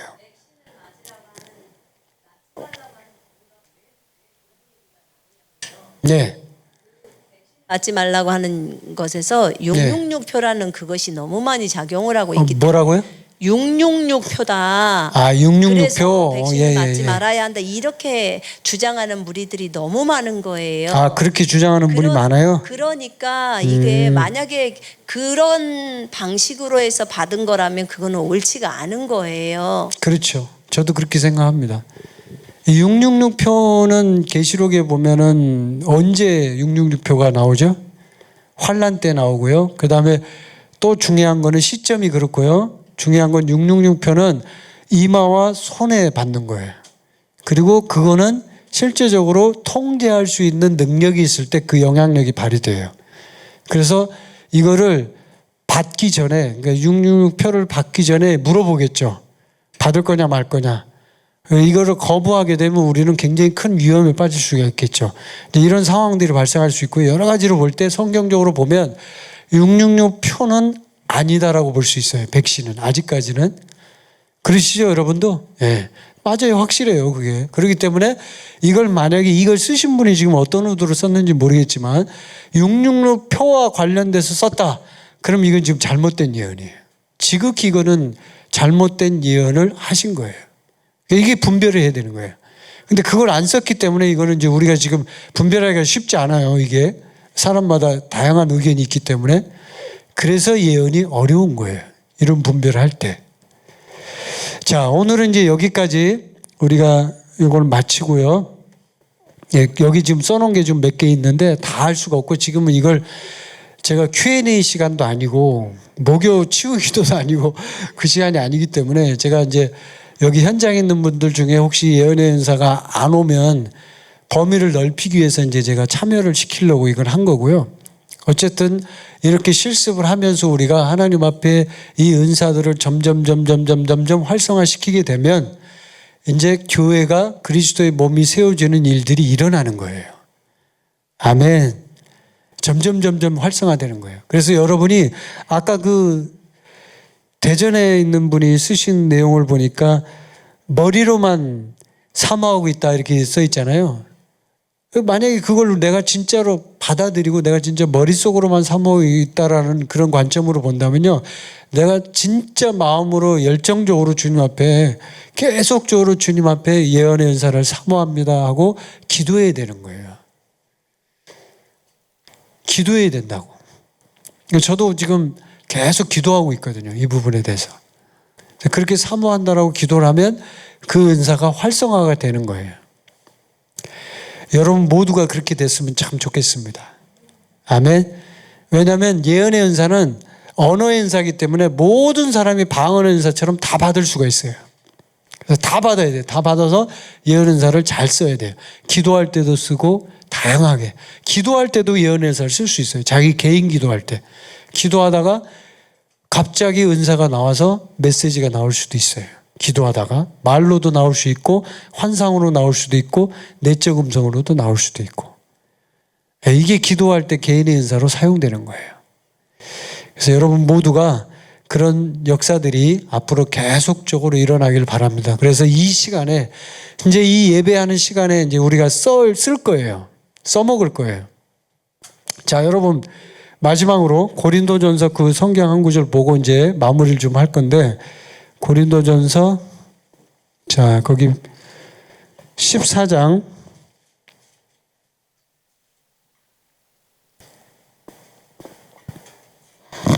26절 한번 펴보세요.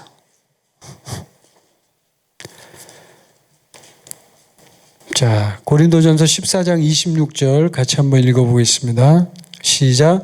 그런즉 형제들아 어찌할까 너희가 모일 때에 각각 찬송시도 있으며 가르치는 말씀도 있으며 계시도 있으며 방언도 있으며 통역함도 있나니 모든 것을 덕을 세우기 위하여 하라.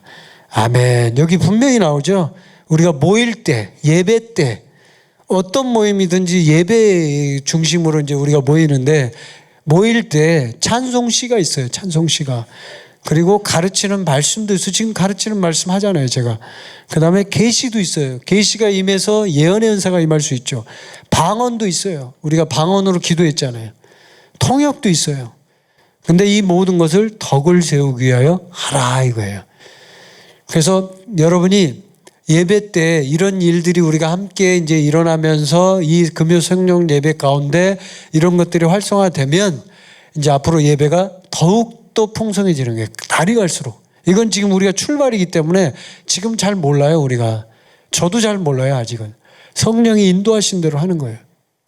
점점 더 많은 은사와 열매들이 활성화될 거예요. 그럼 이제 우리는 점점 그리스도의 몸을 세우게 될 것이고 더 많은 은사들이 활성화될 거예요.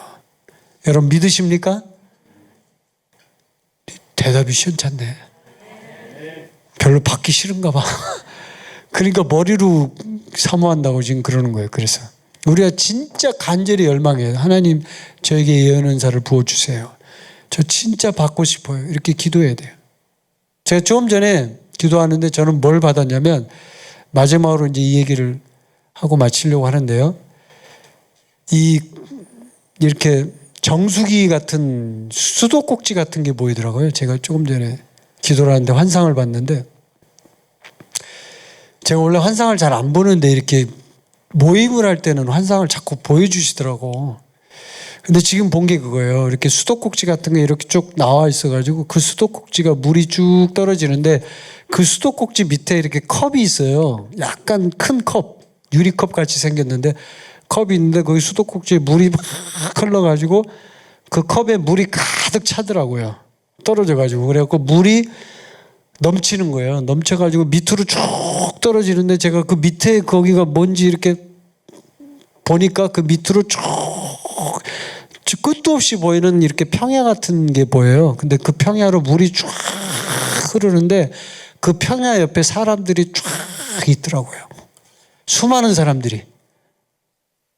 이렇게 있어요. 그 옆에 물이 쭉 이렇게 시내를 이루면서 물이 쭉 나가잖아요. 이렇게 그 평야 쪽으로 쭉 물이 흘러가는데 처음에 본 건 수도꼭지인데 다음에 본 거는 평야를 본 거예요. 거기 사람들이 수많은 사람들이 그 양쪽에 이렇게 서 있는데 그 가운데로 물이 쭉 흐르면서 그 물이 흘러가는데 사람들이 그 물 쪽으로 모이더라고요. 이걸 제가 봤어요. 이거 어떻게 해석해야 돼 이거? 선교사님이 좋은 거래. 저는 지금 아직 해석을 안 했어요. 금방 본 거예요. 금방 지금 기도하다가 여러분하고 같이 기도할 때 이게 보이더라고요. 어쨌든 하나님이 이렇게 우리에게 은사를 통해서 역사하시는 거예요. 아멘. 예, 여러분 모두가 주님 안에서 아름다운 은사, 이 성령의 은사가 강력하게 활성화되어서 우리 모두가 주님의 군사로 훈련되기를 간절히 원합니다. 우리 시간에 주님 앞에 마지막으로 제가 기도하고 그리고 주기도문하고 오늘 모든 모임을 마치도록 하겠습니다.